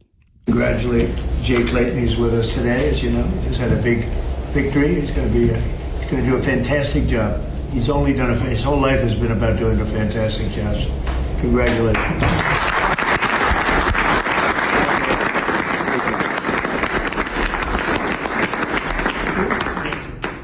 Well, thank you, Mr. President, for the invitation, the opportunity to be here. Here is it's an honor Seth, for the War Department to help run this facility. Also, from the food to the fence line, it's an honor to have you. And it's great Americans here and all around the country and all around the world who are the core of what keep us safe. But in order to do that, you have to have a leader that's willing to put them in a position to do it. And that's my takeaway, Mr. President, is sort of 3 points. One, it takes courage. 2, it takes restoring a spirit, which you have done. And 3rd, it takes investment, and not just an investment, but a generational investment. And I think people miss that. The courage it takes to seal the border, to say we're going to do it, and we're going to do it every single day, and we're going to do it on behalf of the American people. The courage to bomb the Houthis and say we will maintain freedom of navigation. I wonder why they're not involved in this conflict, the Houthis, even though they're a proxy of Iran, because they've felt the weight of American power for 45 days, and you had the courage to do that. The courage to do Midnight Hammer and conclude the 12-day war by obliterating their nuclear sites, something other presidents had the option on their table to do, but they never pulled the trigger because of the complications, because of the challenges, because of the risk. Courage. The courage to take on the cartels and drug boats, and now forming the ACCC, the America's Counter Cartel Coalition, with all those friendly governments that Marco talked about, who want to be shoulder to shoulder, not just with America, but with a bold, strong America with clear leadership. The courage to go get Maduro in the most dangerous, most heavily guarded house, inside the most heavily guarded fort, inside the most heavily guarded town in their capital city in the middle of the night, and change the entire dynamic of that country and that region. And the world saw what the American military was capable to do, but that doesn't happen unless the commander-in-chief says you're authorized to do it, and will take the handcuffs off when you do it to ensure that Americans come home. The courage to undertake epic fury and this Iranian regime and ensure they never have a nuclear weapon, which remains your commitment. And frankly, the courage to negotiate with people that have shown no willingness to do so honestly. Pete likes to talk. The best in the world, and give them every opportunity to do it, give those things up peacefully. All of that takes guts. But that comes on the backs of the change in the spirit of our department. You talk about spirit all the time, and you're right to do so. When you rip out DEI, when you rip out social engineering and social justice, and you put in merit, and then you untie the hands of commanders to be commanders, to enforce discipline and accountability, to get back to basics, then you get historic re-enlistment inside our ranks. Our best people, Mr. President, are staying because they want to be. Good day. God bless. Clay and Buck, Sean, Lars, Glenn, George will have the latest. Kevin Miller loves you. Keep the faith, everybody.